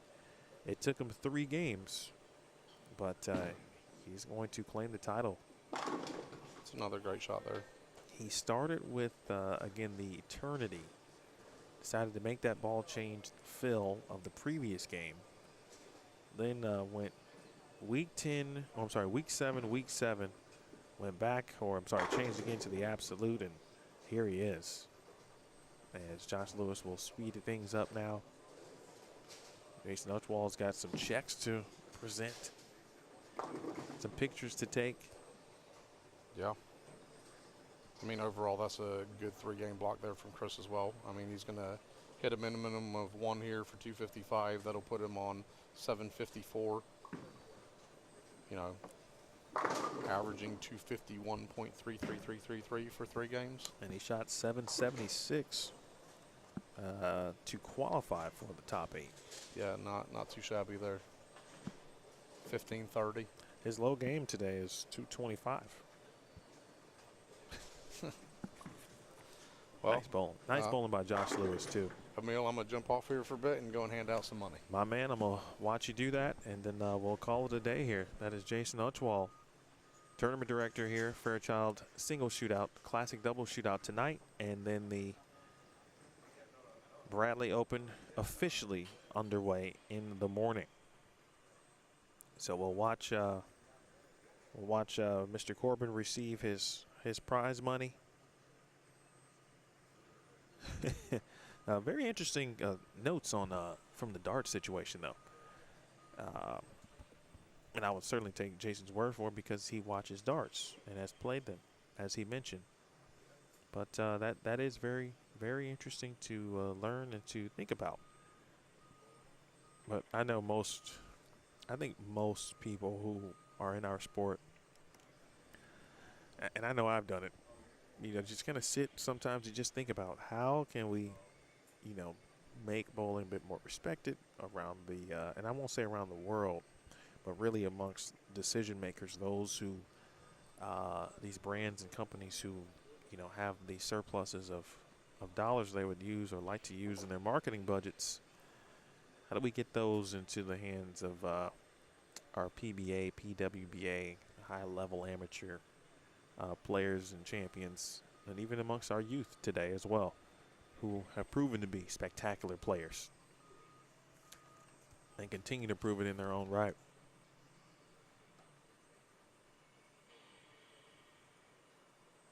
All right, folks, I was waiting for just an official announcement, but if we don't get it, I'll go ahead and sign it off. If we do get it, yeah, he's coming out. He had to go get the trophy.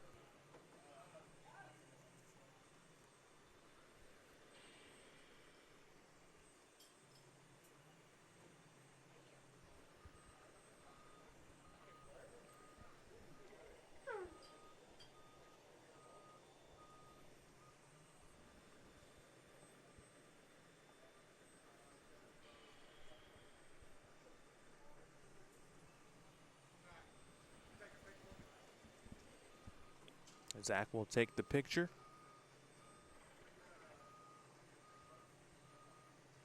Your champion on the left, Chris Corbin, 255 to 214. Josh Lewis, the #1 seed, will finish as the runner-up today.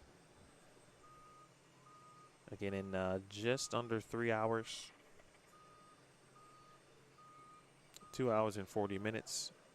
7 p.m. Eastern scheduled time to begin the Classic Double Shootout, again presented and sponsored by Classic Products. Want to thank High Five Gear and Motive and their sponsorship, certainly of not only the Bradley but also the Fairchild Singles Shootout as well. Certainly Classic and their sponsorship also, and CTD, 7 Leaf, and all of the other brands, as Jason mentioned, help play a role in making the Bradley what it is. We saw the trophy presentation. We saw the photos, ladies and gentlemen. That's going to do it for the Fairchild Singles Shootout. Chris Corbin, the winner here today, 2 games to 1. He defeats Josh Lewis in the finals. Again, what a day for Chris Corbin.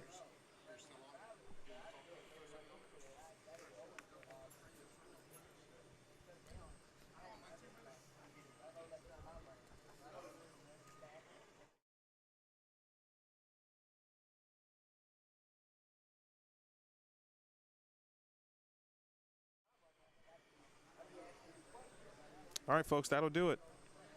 Austin, Chris Corbin. Chris Corbin took home the title. Chris Corbin won the Fairchild Singles Shootout, the talented lefty. And we will be joined by quickly the runner-up here, the #1 seed, Josh Lewis, to get his thoughts. Chris Corbin's got to step out real quick.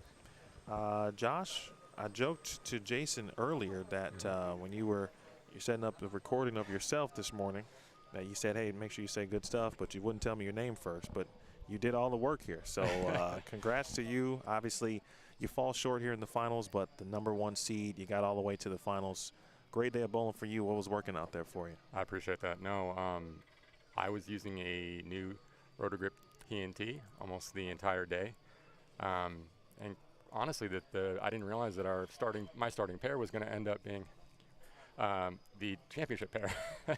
And once after that first shot with the night road that went extremely long in the final match, bounced back to the TNT and had a pretty decent look. But not gonna lie, that the left side looked really good in the championship match. So I thought you were throwing the TNT, and I thought that was the ball that you shot 289 with to open up. Yeah. We were just talking briefly about the Bradley as a whole, the weekend in general.